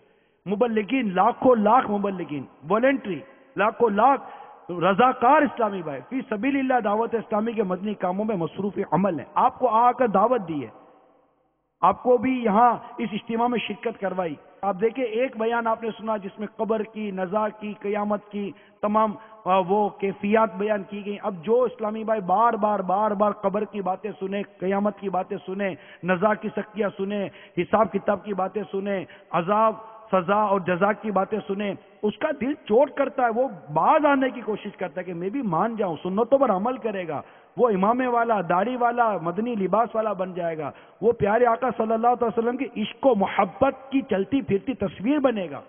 دعوت اسلامی سنتوں کا پیکر بناتی ہے. دعوت اسلامی ہمیں دور صحابہ کی یاد تازہ کرواتی ہے. دعوت اسلامی ہمیں تابعین کے مبارک دور کی یاد تازہ کرواتی ہے. دعوت اسلامی سے وابستہ ہونے والا، تمام صحابہ سے محبت کرنے والا، تمام اولیاء کاملین اور اہل بیت اطہار سے محبت کرنے والا اور ان کی محبت کے ساتھ ساتھ سرکار کی سنتوں پر عمل کرنے والا بن جاتا ہے. آئیے مل کر دعوت اسلامی کے مدنی کام کو لے کر آگے بڑھیں. دعوت اسلامی کے مبلغین کا ساتھ دیں، دعوت اسلامی کے مدنی کاموں کا ساتھ دیں. آپ بڑھ کر آگے آئیں. دعوت اسلامی کے لیے اپنے دروازے کھول دیجئے. اپنے ایک ایک شعبے میں دعوت اسلامی کے مبلغین کو نیکی کی دعوت عام کرنے کے لیے آنے کی اجازت دیجئے. انشاءاللہ تعالی یہ دعوت اسلامی کے مبلغین فیضان سنت کا درس دے کر، مدنی انعامات کو ہمارے اندر اس کا نفاذ کروا کر، نیکی کی دعوت، انفرادی کوشش، مدنی قافلوں میں سفر کروا کے آپ دیکھیے انشاءاللہ ہم جس بدعنوانی کے متعلق کرتے ہیں، ایک سے ایک ایسے لوگ ہیں جو بدعنوانی کو دیکھ کر کرتے ہیں، چاہتے ہیں کہ یہ کرپشن ختم ہو، یہ بدعنوانی ختم ہو، ظلم و ستم ختم ہو. تو اس کے ختم ہونے کے لیے میں آپ کو دعوت دیتا ہوں، دعوت اسلامی کے لیے اپنے دروازے کھول دو، اس کو آنے دو. یہ الحمدللہ دعوت اسلامی کا آنا کیا ہوگا؟ مدینے کی ٹھنڈی ٹھنڈی ہوائیں آپ محسوس کرو گے. یہ آپ کو انشاءاللہ مدینے کی محبت کا راستہ چلائے گی، مدینے والے کی محبت کا راستہ چلائے گی. اور انشاءاللہ عز و جل یہ دعوت اسلامی ہمیں عملی طور پر باعمل مسلمان بنائے گی. اور ایک عملی و باعمل مسلمان یہ دنیا میں امن، سکون و محبت کا پیغام لے کر آتا ہے. خوف و دہشت کی علامت نہیں بنتا، بربریت کی علامت نہیں بنتا، ڈر کی علامت نہیں بنتا. مسلمان کو دیکھ کر غیر مسلم کلمہ پڑھ کے مسلمان بن جاتا ہے، اسے ڈر و خوف نہیں رکھتا. دعوت اسلامی ایسی محبت اور پیار، امن اور عشق رسول کا ہمیں مجسمہ بناتی ہے. آ جاؤ آ جاؤ آ جاؤ، سارے دعوت اسلامی کے مدنی ماحول میں عملی طور پر آ جاؤ اور آؤ مل کر ساری دنیا میں سنتوں کے مدنی کاموں کی دھومیں مچا دیں انشاءاللہ. آپ کے جو بھی پولیس اسٹیشنز ہیں یا جو بھی آپ کے جو سرکاری ادارے ہیں، اس میں ایک اپروول کے ساتھ، اپنی ترکیب کے ساتھ اور شرعی اجازتوں کے ساتھ آپ دعوت اسلامی کے مخطوط المدینہ کا لٹریچر رکھیں. یہ سب رکھیں انشاءاللہ تعالیٰ. آپ دیکھیے کہ جب اس کا مطالعہ جاری ہوگا، شریعت کے دائرے میں رہ کر شرعی اجازتوں سے جب آپ کے متعلقہ لوگ اس کو پڑھیں گے، اس رسالے کو تقسیم کریں گے، لنگر رسائل آپ کے یہاں ہوگا، VCDs دیکھنے کا سلسلہ ہوگا، کیسیٹیں سننے کا سلسلہ ہوگا، آپ کے یہاں سے کچھ گاڑیاں چلیں گی اور چل کر آپ اجتماعات میں شرکت کریں گے. کیونکہ یہ سب کچھ دیکھیں پرسنل نہیں ہے, یہ سب ہمارے لیے, کسی کے ذات کے لیے نہیں ہے, ہماری اپنی ذات کے لیے.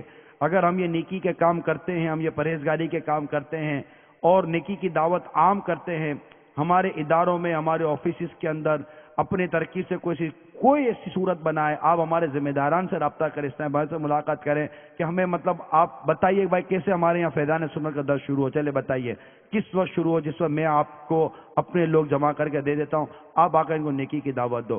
آپ اگر واقعی بعض پوزیٹو مینٹیلٹی کے لوگ ہوتے ہیں, وہ چاہتے ہیں کہ چینجنگ آ جائے, نیکی کا حکم کرنا, برائی سے منع کرنا, اس کی بڑی برکت ہوتی ہے, بڑی بہاریں ہوتی ہے, بڑے بڑے انقلاب آتے ہیں. جب ہم سمجھائیں گے ایک سے ایک کرپشن والے کرپٹ لوگ دعوت اسلامی کے ماحول میں آئیں, امامیں سجائیں, داڑیاں سجائیں, نمازی بنے, بلکہ نماز پڑھانے والے بنے, قرآن کے حافظ بنے, ایک سے ایک دنیا کی رنگینیوں میں مت والے لوگ علماء بنے دعوت اسلامی کے ماحول میں, تو آپ دعوت اسلامی کو اپنے یہاں آنے دیجئے. انشاءاللہ عز و جل دعوت اسلامی ملک و بیرون ملک ہر جگہ پر اپنے دین کا, اپنے اسلام کی, دین و اسلام کی خدمت کرے گی, بالخصوص اپنے ملک کا نام روشن کرے گی. الحمدللہ عز و جل, اللہ کی کروڑوں رحمت ہے. تو دنیا بھر میں الحمدللہ دعوت اسلامی کے مدنی کام ہو رہے ہیں, UK میں, یورپ میں, امریکہ میں, افریقہ میں, عرب ممالک میں, ہند میں, بنگلہ دیش میں, ہر جگہ دعوت اسلامی کے مبلغین, وہاں کے مقامی لوگ دعوت اسلامی کے ماحول سے وابستہ ہو کر ایک تعداد جو دعوت اسلامی کے مدنی کاموں میں مصروف ہے. حکومتی سطحوں پر, پھر جیلوں میں, ہر جگہ پر دعوت اسلامی کی باہر ہے. گونگے بہرے یعنی خصوص اسلامی بھائیوں میں دعوت اسلامی کے باہر ہے. بے پردگی کے اس دور میں با پردہ بنایا جا رہا ہے اسلامی بہنوں کو. لاکھوں لاکھ اسلامی بہنیں با پردہ دعوت اسلامی کے ماحول سے وابستہ ہیں. اللہ تبارک و تعالی ہم سب کو مدنی ماحول سے وابستگی عطا فرمائے اور ہماری یہ کوشش قبول فرمائے. آپ اور ہم سب توبہ کریں, استغفار کریں. اللہ کی رحمت بہت بڑی ہے, بڑے بڑے گناہ گاروں کو اس کی رحمت معاف کر دیتی ہے. خلوص دل سے توبہ کریں, اللہ کی طرف رجوع لائیں, استغفار کریں. سیلاب, طوفان, زلزلے, آفتیں, مہنگائی, خوف, دہشت, جو کچھ اس وقت ہمارے ارد گرد کا ماحول ہے سب جانتے ہیں. ہم مختلف طور پر ڈیبیٹس کرتے ہیں, مختلف طور پر ہم ٹاپکس پر باتیں کرتے ہیں, لیکن اپنے عمل کو بھول گئے. جو کچھ بھی ہیں سب اپنے ہی ہاتھوں کے ہیں کرتوت. شکوا ہے زمانے کا نہ قسمت کا گلا ہے, دیکھے ہیں یہ دن اپنی ہی غفلت کی بدولت. سچ ہے کہ برے کام کا انجام برا ہے.